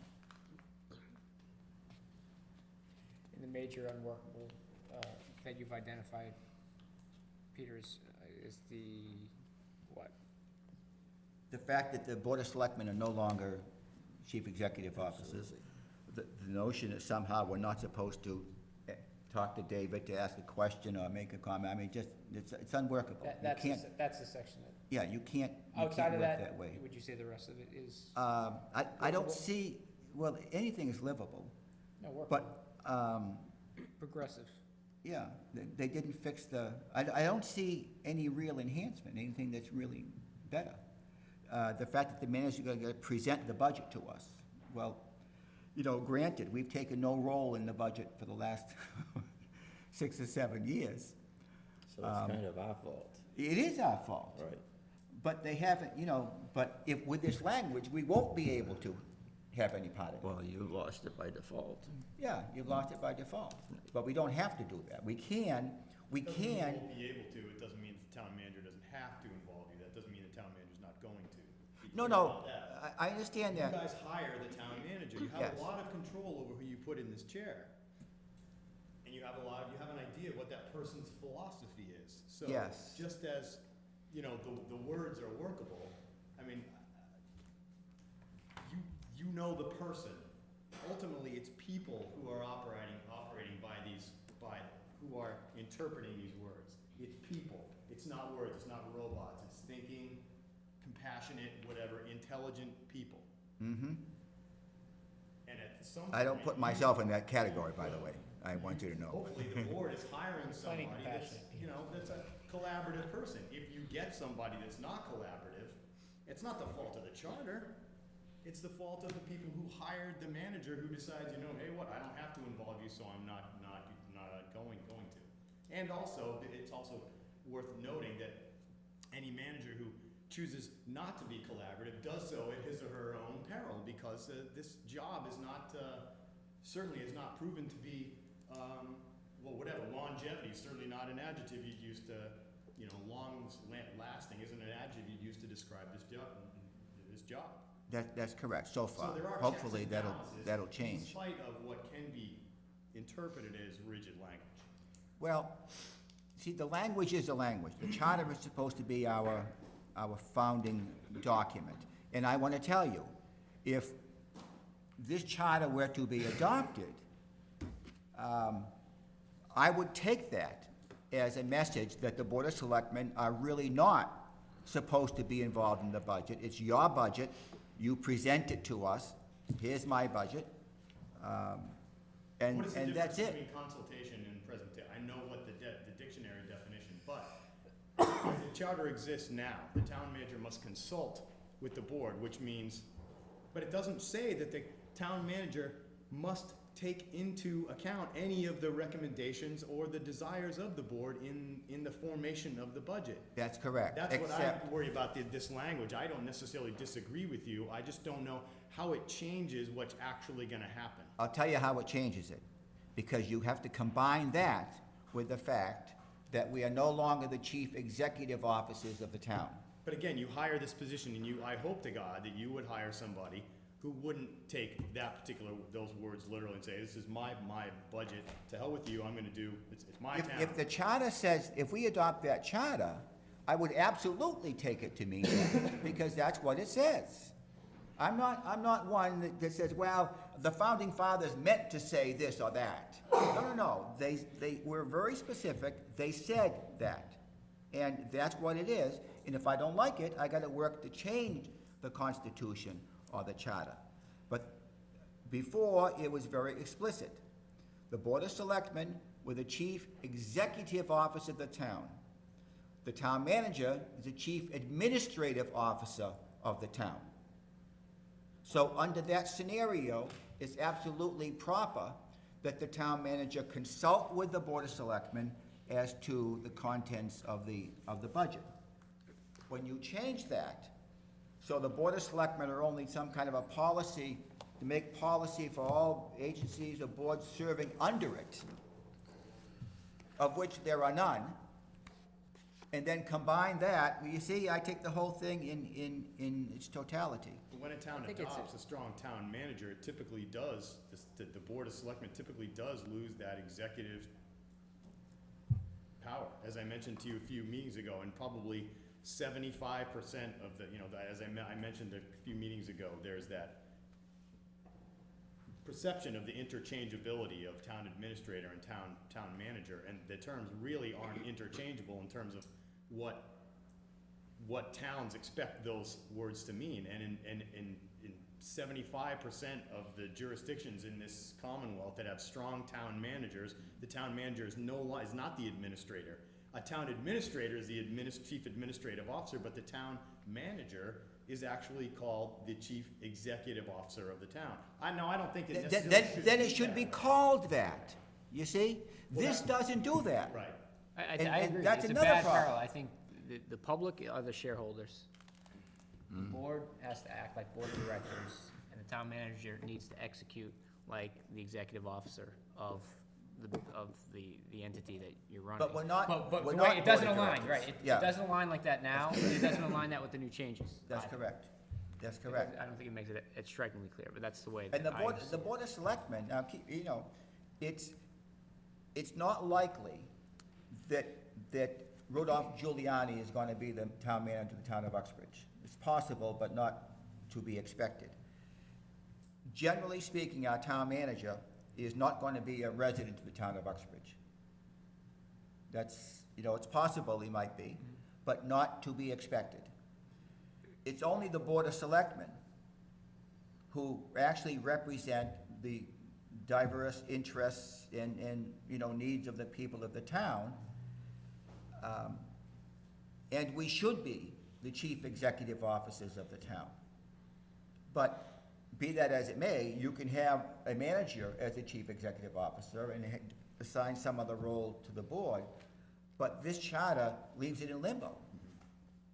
Well, I No did- one is designated as the chief executive officer of the town.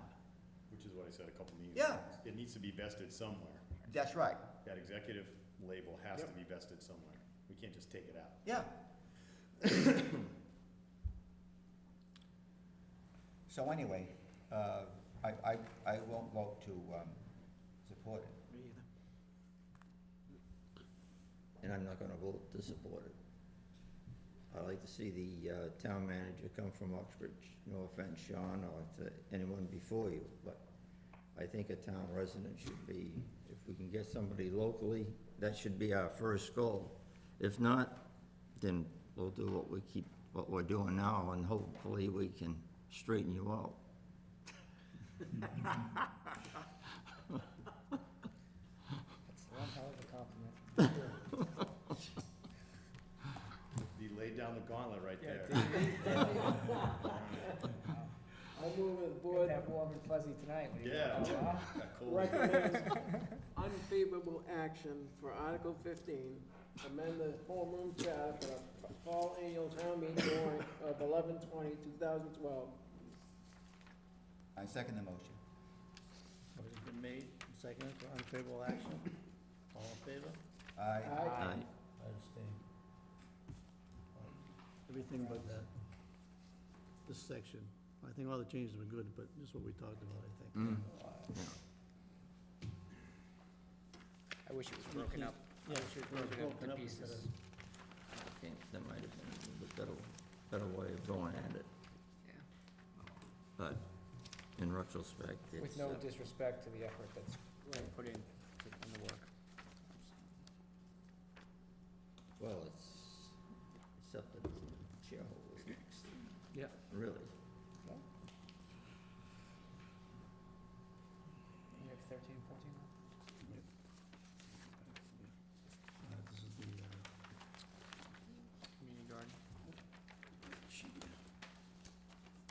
okay, Article 13, Citizens Petition, Establish Community Garden Committee. See if the town will vote to establish pursuant to the Uxbridge Home Rule Charter, Article 5, Section 1, Community Garden Committee. Consists of 5 members. Is that a broadcast? Yeah. Be appointed by the town manager for a term of office of 3 years. Said terms to be staggered in the committee's first year to 2-year appointments, 2 3-year appointments, 2 2-year appointments, 1 1-year appointment for the purpose of overseeing, managing the activities of Uxbridge Community Gardens or take any action relating thereto. Citizens petition.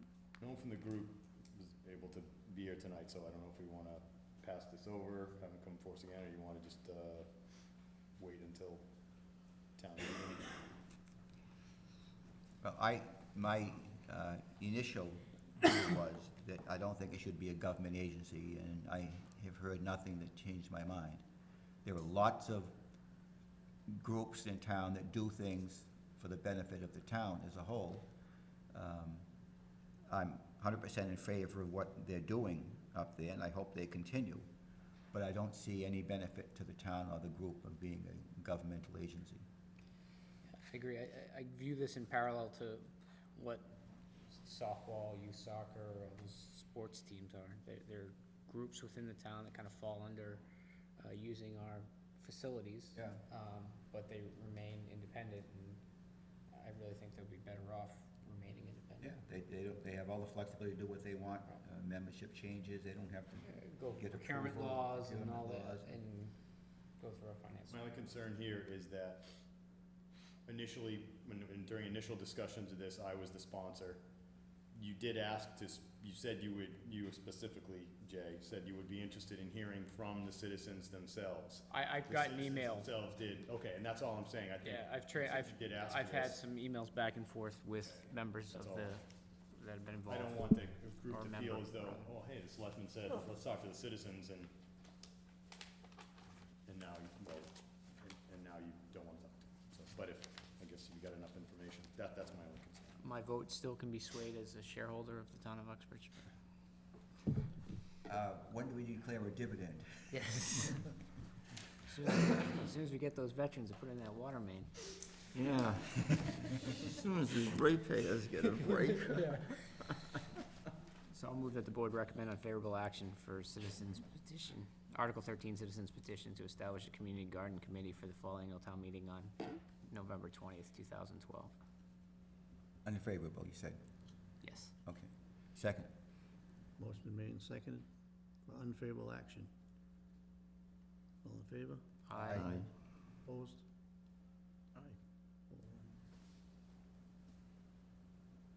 Okay, Article 14.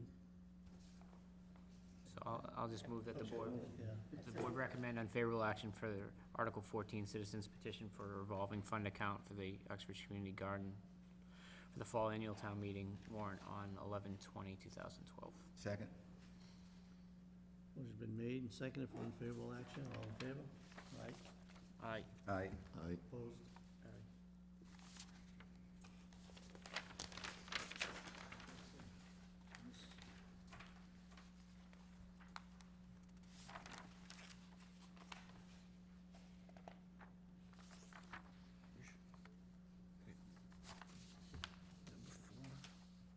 Ban borrowing, I think we're done with the warrant, right? Yeah, that's We're it. done with the We got warrant. 16 and 17 street acceptance for Sandwich Drive and Oh, Murphy's Way. on the back. So basically, we're working with the residents to pursue street acceptance and so forth. Everything's Yeah, okay. progressing. Article 16, citizens petition, street acceptance, Sandwich Drive. See if the town will accept as a public way the street known as Sandwich Drive as laid out by the Board of Selectmen, and further authorize the Board of Selectmen in the name and behalf of the town to acquire by gift easements, appended rights in and for said way for purposes for which public ways are used in the town, or take any other action related thereto. I'll move the board recommend favorable action for Article 16 citizens petition for street acceptance of Sandwich Drive contingent on proper documentation being received. Second? Motion's been made and seconded. All in favor? Aye. Aye. Aye. Now, are we waiting on 17? We are Just waiting say on, aye. we are waiting on a release. We can take this next. But you'll vote to lay it out at the meeting on the 10/22nd, following input from planning or any other For parties. printing purposes, should we make a contingent motion here? Nope, that's fine. Proper documents received, it covers it all. Okay, if we made the same motion, so I we got can that, vote yeah. tonight. No, I'm talking about on 17. We're skipping 17? Nope, you go ahead to 17, so that's fine. 17, citizens petition, street acceptance, Murphy's Way. See if the town will vote to accept Murphy's Way as a public way as laid out by the town, by the Board of Selectmen, a copy of which layout is on file with the town clerk. To authorize the Board of Selectmen in the name and behalf of the town to acquire by gift, purchase, eminent domain, necessary fees and interest or easements, attunement rights in and for said way, for the purpose for which public ways are used in the town, and to see what sums the town hall will raise and appropriate for the transfer for available funds for such purposes, take any other action relating thereto. Citizens petition. So move that the board recommend favorable action for Article 17 citizens petition for street acceptance of Murphy's Way for the fall annual town meeting warrant of 11/20/2012 contingent on receipt of appropriate documentation. Second? Motion been made and seconded. All in favor? Aye. So next meeting, we'll have the zoning articles and Financial articles. Oh, we skipped over the zoning. because the planning board meeting 17th for their recommendations on 3 zoning articles. So we'll take their Comments into public, it. yeah, we'll take their public hearing. Let me see, Dr. Lutton's, we're not overdone yet. I was all set to get my Okay. coffee and head home. 4, $2 million ban borrowing for new high school field project, self-contained breathing apparatus.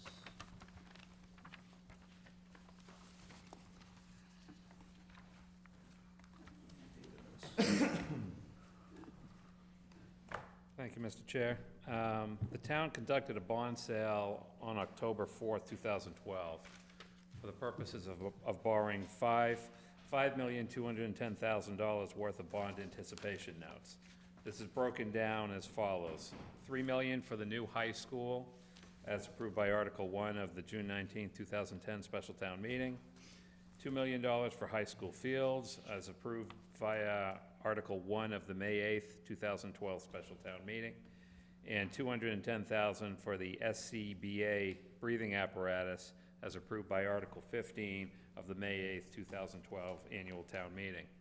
We had 3 bidders. Jeffries and Company won the bid by offering a coupon rate of 1.25% with a net interest cost of 0.2620.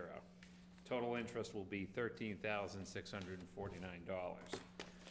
This is a 1-year borrowing. What we'll be doing is, this will be out on a band for a year. In the meantime, when the high school project is complete and audited and the state aid is finalized, we'll determine what the final permanent borrowing for the high school will be. And then we will add the fields borrowing and the $210,000 for the breathing apparatus as part of a permanent issue that you'll be approving this time next year. So this is just a 1-year ban, which is why the interest rate is pretty low. We're hoping that we'll see 3% or thereabouts or less next year when we do the permanent debt schedule on these items, but this will take us through for a year until the school project is finished and completely audited. You started out by saying 5 million, now. Well, it's here it 5 says million, 3. it's 5,210,000. But this says 2 million. What? The total borrowing is 5.2. 2 Right. million was the It's- school. Yeah, it's I don't broken think out into 3 It's not pieces. listed there, Peter. You gotta refer to, David provided a memorandum. Yes, but I'm looking at the agenda. Yeah. It says fall annual town meeting warrant recommendation, and then for 2 million bond anticipation note borrowings for new high school field project and self-contained breathing apparatus. That must be a Scribner's error, because it was, Yeah, it's clearly 2 million for the high school fields, 210,000 for the breathing apparatus, and 3 million for the new Is high there school. an issue with the agenda being, Because it lists all the borrowings, so we're okay. here it is. Here it is, Okay. Peter. no, that ain't, but I'm looking at the agenda, and then my Oh, question is, all right. are we in trouble because of the agenda? Of what was posted versus Yeah. what? Yeah, It's close 2 million, enough. but The basic thing is the same, it's just the amount, Correct. but it's 150% difference. But all the projects are there, but the money. all the projects are Yeah, listed. It's the money. Okay, well, let's see what happens. Now, you're throwing in the breathing apparatus Yes. with the school project. The school project has a, 30-year life, 20-year. 20-year. And Yep. what's the life expectancy of the breathing apparatus? 5 years. Bill? The borrowing that we're What's the doing life is, expectancy of the breathing apparatus gonna be? We're only doing 1 year, Peter. No, Right, no, I this- know that, but we're gonna roll this into the long-term borrowing, Not, correct. right? not the breathing stuff, though, are we? Yeah, that'll be part of the long-term, but Really? they'll be all on their own individual schedules. The breathing apparatus is not gonna be on the same 20-year schedule. Okay, all right, okay, You can, when you do a permanent borrowing, you Yeah. can have multiple Okay. schedules, and Himaga Haskanam, now I understand. Is there any advantage to just doing the permanent borrowing right now on the stuff that's not gonna be reimbursed by the state? the school and the breathing the field and the breathing apparatus? With the Not- rates were there? Overall, not really, because then we're gonna wind up with the cost, we'd have the cost of bonding the remains of the high school project by itself. So you'd be doing two permanent debts in the span of a year. So the temporary money is so cheap at this point, it makes more sense to carry it forward, bundle everything permanent that you're going to have. Like, for instance, you just discussed a couple of articles that are on the warrant for the fall town meeting. All of this would be bundled next year into one borrowing. Is it possible for the town to establish a bank, and then we can borrow from the Federal Reserve at 0.1%? Well, that would be Towns nice. have a bank? We'd have to have money to put money into the bank. Oh, no, we get it from the Federal Reserve. Oh, there you go. Nice try. So I move that the Board of Selectmen vote to approve the sale of $5,210,000 at a 1.25% general obligation bond anticipation note, the note, of the town dated October 18th, 2012, and payable October 18th, 2013 to Jeffries and Company at par plus premium of $51,476.00. Further, that in connection with the marketing and sale of the note, the preparation and distribution of the notice of sale and preliminary official statement dated September 26, 2012, and a final official statement dated October 4th, 2012, each in such form as may be approved by the town treasurer, be and hereby are ratified, confirmed, approved, and adopted. Further, that the town treasurer and the Board of Selectmen be and hereby are authorized to execute and deliver significant events disclosure undertakings in compliance with the SEC Rule 15C2-12 in such form as may be approved by bond counsel to the town, which undertakings shall be incorporated by reference in the note for the benefit of the holders of the note from time to time. Further, that the board authorize and direct the treasurer to establish post-issuance federal tax compliance procedures in such form as the treasurer and bond counsel deem sufficient, or if such procedures are currently in place, to review and update said procedures in order to monitor and maintain the tax-exempt status of the note.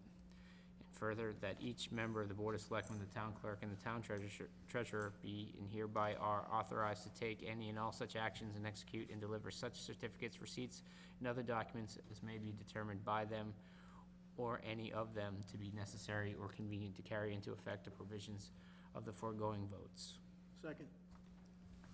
Motion's been made and seconded. All in favor? Aye. Thank you.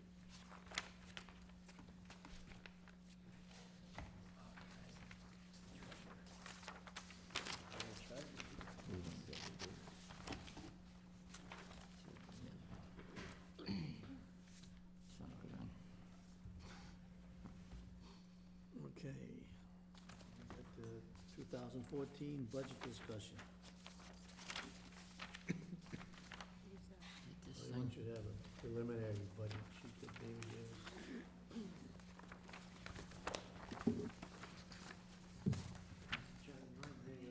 Why don't we just, knock off the appointment? Is anyone else here? Yeah. These people at home waiting to. Yeah, they're glued to the TV set. Could've got one more commercial then.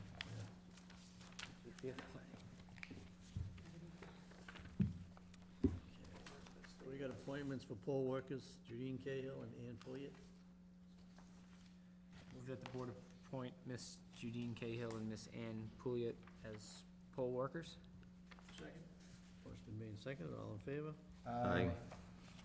And then we have appointments to the Historic Commission. Francis Cole, Roy Henry, William Albin, Mary Dolan, Faye McCluskey, Shirley Maynard, and Peter Emmerich.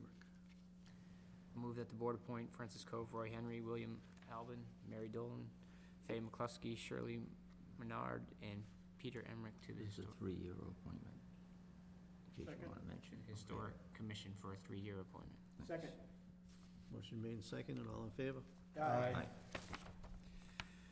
Board Okay, endorse the warrant. endorse the warrant for state elections. I move that the board endorse the warrant for state elections Tuesday, November 6th, 2012. Second. Motion made and seconded. All in favor? Aye. Okay, David, back to you. Thank you, Mr. Chair. Just for, this is probably just a rather quick discussion for this evening.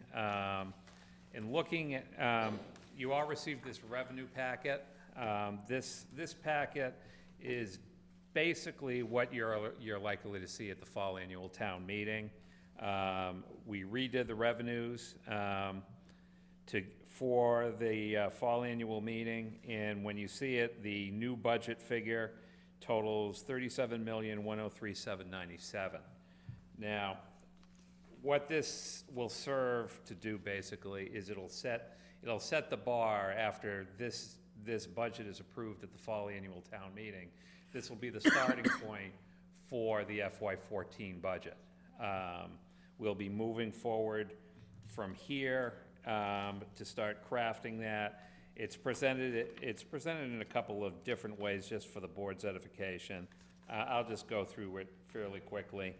The first sheet, Exhibit 1, the revenue projections right on the top. This is the overall sheet that we do to do the overall revenue projection for the town. The second column to the right was the FY 2013 spring annual town meeting revenue budget, which came in at $36,843,860. It's now moved up to $37,103,797. That's just all. We got these new numbers by basically looking at what the final state aid wound up being. We also had $200,000 worth of excess levy capacity that we had budgeted there in the spring, just in case we wound up with a snow and ice deficit, which fortunately we did not wind up with this year. So that's the bottom line figure. Page 2, when you turn the page, is some of the backup to some of the figures that you see on page 1. We can discuss those probably a little more in depth at another time. Exhibits 2 and 3 on the next page is basically the calculation of the revenue share agreement. So when you look all the way over on the right-hand column, you see the changes that were the actual dollar value of the changes that took place through the revenue share agreement. Like, for instance, local receipts wound up changing by just a little under $6,000. Cherry sheet receipts went up by $52,875. School construction aid actually went down just a little bit, just because we actually refinanced that debt, so that made a small difference. You can, as you go down, you see all the various changes. The offsets.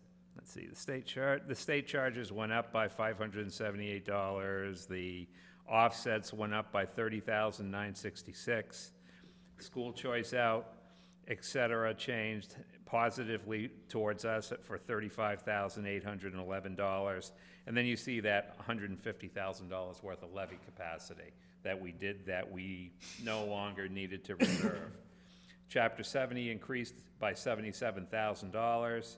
The veterans reimbursements, which is a town side account only, decreased by $6,827, but still it was a very large increase from fiscal 2012. And then you have your fixed expenses going further down. Now, the fixed expenses that are shown on the sheet, these are the ones that are subject to the revenue share agreement. We do all the calculations on these and split them up before we allocate any revenue. In this case, there was very few changes this time out. The retiree health insurance changed by $3,900, and property and liability is going up by $55,162. The main driver behind that is the new high school. That wasn't on our statement of values last year. It is now this year. So in the end, when you looked at the revenue share balance, the new revenue increased by $138,541. So what we do from there is we took it, we split it between the municipal department and the school department. The municipal department lost $6,827 for the vets reimbursement. That went down from what we projected in the spring. But we had savings of $20,880 on our municipal health insurance. So all in all, the municipal budget is gonna pick up $83,324. The school budget got that same split, $69,271. They picked up their whole Chapter 70 increase per the revenue share agreement of $77,000. They actually had more enrollment than projected during the open enrollment period, so they lost $30,365 in additional receipts. So the school budget will get $115,906. So that's a quick synopsis of where we're actually funding the FY 2013 budget at the fall town meeting. David, is there a way to kind of put this in perspective to Sure. like 2012 to 2013? Like, is this netted out piece at the bottom? Do we have that kind of data? I think that would be interesting to see what the trend is. Are we Okay. in a good way, or just for future Sure. discussion? Now, when you look at, the next page is kind of, you've got more supporting documents. The two tables that you see in that exhibit, and that's this one, these two right here, these are calculation sheets that the school business manager developed some years ago when we were first using the revenue share agreement. So I put them in there just as a double calculation, so everybody's sure of what they wind up getting. And as you can see, the bottom line on the school budget target winds up being the $115,906 that they're getting.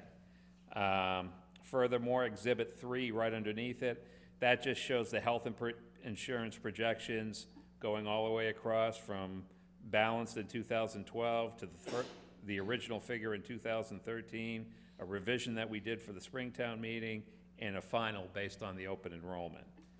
And all of the changes that you see, at least up to this point, and through the next page, are going to be from the spring to the fall.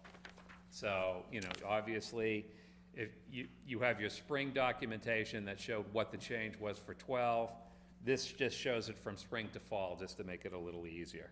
Is there an error in that second table? The total shouldn't be 146, right? It's Well, it 150. doesn't add the That's way the way you think it should add. What you have to do is you actually have to back it up, so the 146,271 at the bottom minus the 30,365 equals the 115,906. Oh, gotcha. Exhibit 4 is just a summary of where all the money wound up going. So, on this particular document, you see the increase and decrease from the spring annual town meeting budget. You look down, it's pretty fast. The school gets $115,906. I do have an email into the school business manager. I'm just asking him whether or not they're apportioning any of that figure out to the school bus transportation. So there might be some movement with that particular figure, but overall, that's the money that they're projected to get at the fall town meeting. We have a small change in health insurance of $5,545. That is for one municipal employee that we had to take out of the municipal share of the increase. It's hard to explain, but basically, that one person worked for both the town and the school department. They were a 50-50 split, and now they're coming over exclusively to the municipal side as of November 1st. So we had to budget for that, and in order to do that, we had to reduce the municipal appropriation. Property and liability, 55,162, as we just talked about, and town capital is getting $83,324, which is basically the rest of the town budgeted increase. So everything that can go on the municipal side is going into the town capital line. It's our goal to fill some of the short-term capital needs in the town. Like for instance, we've identified another need with another cruiser that will have to be replaced. We're discussing turnout gear with the fire chief, and we're looking to shore up some of those costs with that particular money there. So that's it. So that winds up, when you go all the way down, you're at a total budget figure, including the 3,243 that we transferred in the spring for, what is that? Central Mass, CMRPC. So we have a total appropriation of $37,103,797. Now from here, the next step of this is going to be taking this document, doing the projection for 14, and then probably by the next meeting, we will run through that calculation, see where our starting projected figure is, and then we'll be discussing it with the board to see what the board's priorities are, depending on exactly where the money is.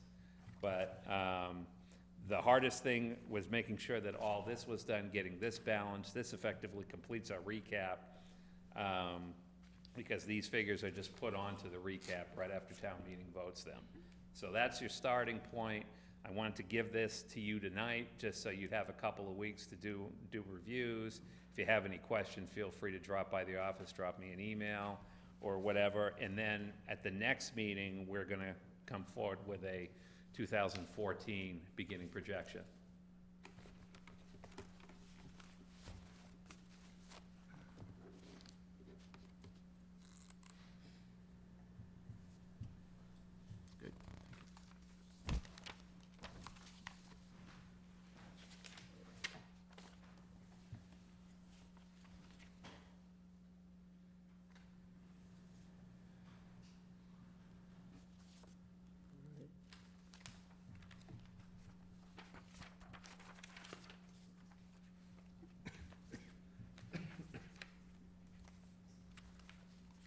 Okay, we got the minute meeting, minutes, 9:24.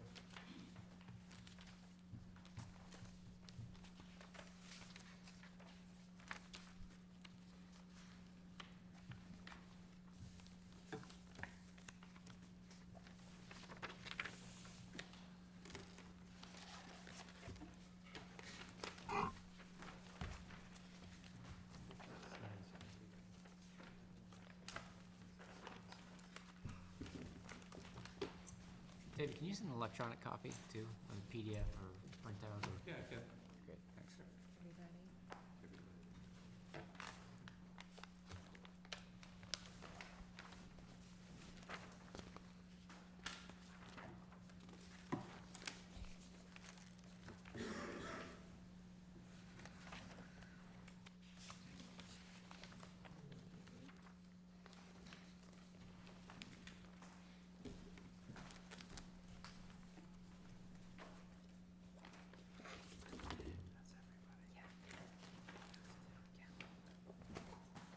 Any question on those minutes?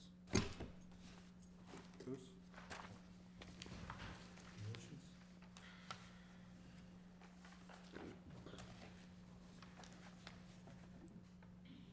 I wasn't here. I move that board approve the 9/24/2012 meeting minutes. Second. Been made and seconded, all in favor? Aye. Abstain. Town manager update. I don't have much. I missed a week, I was out sick. I accepted the resignation of Dr. Lutton as chair of the planning board, unfortunately, so I certainly thank him for his service. I think the board is reorganized, so Joe Leonardo is the current chair now. We're in the process, we've had a associate member who's actually been participating for 6 or 8 months now, so that person's prepared to move up to be a full member, so we're in good shape to resume business as a full board. And what else do I have? Last week, I did some initial required training through Maya on the Mass Commission Against Discrimination. I'll be undergoing more training next week for 2 days, and then the following week, so basically the third and fourth weeks of October, I'll be gone Wednesday and Thursday. It's basically required training, it's train the trainer, so I'll get the discrimination training, and then I'll have to turn around and administer that training to the other town employees. I didn't really have anybody I could necessarily delegate it to, so I'll just conduct it myself. And that's about it right now. Oh, good news, I guess, sort of on the DPW side, the bridge, everybody probably knows now, the bridge on 122 is open both ways now, that light's out of there. So there's no more waiting Well, that's good. down there. How about Mary Jane Street, that all done? It's off of Douglas, Mary Wood? Marywood, sorry. Next year. Marywood. Next year. They just got it, I guess they just got it blocked up, right? Oh, yeah, it's been blocked up for a while now. Next year. Well, that's good.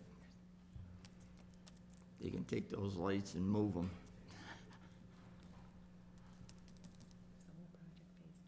Oh, right. We received notification from Constellation Solar that that phase 2 of the project out on Constellation Drive isn't going to take place.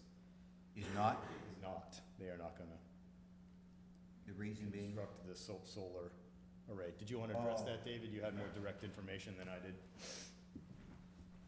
Rick Kilborn contacted us last week, and they said they weren't going forward with phase 2 because basically the cost of the connectivity from the parcel to where they are connecting wound up making it not feasible. So I don't know why they did not really do this work prior to entering into negotiations and making the Did we plans, sign but, for this? Didn't we get a signed agreement on this? Isn't there an exit or cancellation yeah, fee associated with this? no. We had no penalty. There's no penalty. We have already heard from at least 2 providers who are looking to do a net excess generation credit agreement, taking up that particular surplus that Constellation would have had. We're going to be scheduling meetings with them, so we're looking to get another agreement in place. But unfortunately, Constellation is not going forward with that particular project. What was that, 17? 18,750 of the pilot, and Whatever, I forget what the whatever the names were. variable was. So, There was just some change in the law on that. They have to install a certain number, they used to be able to put in 1 meter and have everything fed through it. They can't do that anymore. It has to be separate meters for every so many watts that they're producing. And maybe that was the deterrent. Cost. that very well could be part of their problem. They weren't exactly forthcoming with exactly why they couldn't do it. They basically just said they shut it down. We've also heard from another provider who's developing a solar field in town who wants to talk about a pilot agreement. And the manager and I have a meeting scheduled next Tuesday to discuss that. So there are still revenues out there, but we wanted to let the board know about phase 2, seeing as you had been so involved in that particular negotiation, and we went through town meeting and everything to make it happen. But we got the big one, but we didn't get the little one in the end. So does that mean that the extra charge we all pay on our electric bill for green energy will be reduced by that amount? It's really an idiotic system. They take our money, they add money to our electric bill, and because they force the electric companies to produce solar energy, which costs 10 times more than energy from an oil plant or a gas plant. And then Certainly the beyond the companies scope of build the it, agreement we had with Constellation. and we give it, man, oh, Shevitz, what a system. Thanks, David. Only in America. Next time we put penalties in, withdrawal penalties. Yeah. Lesson learned. Well, as long as we make up the net excess generation credits, that's the biggest thing. Okay, member issues? No, I'm all set. A lot of them. Yeah, right now. I only have one question about the contract, if I can ask you on this Which contract? charter. Is this an open contract, like the previous one? What do you mean open? You mean non-exclusive? No, Yes, it still is non-exclusive. All right, that's fine. That's all I want to know. Thank you. Nobody else I wants the know. business, so. That's what you're saying, but Yeah. But they're welcome to come if they want. yeah, You got space. you might want to let them know that Mr. Szlosek is gone.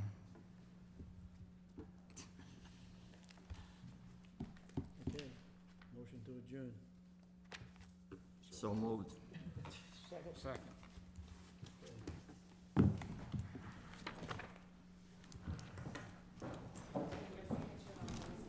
And see, we made some people happy tonight. And we didn't make others. Missed it. Right. Can't please them all. All right. That's what she said when the bed broke.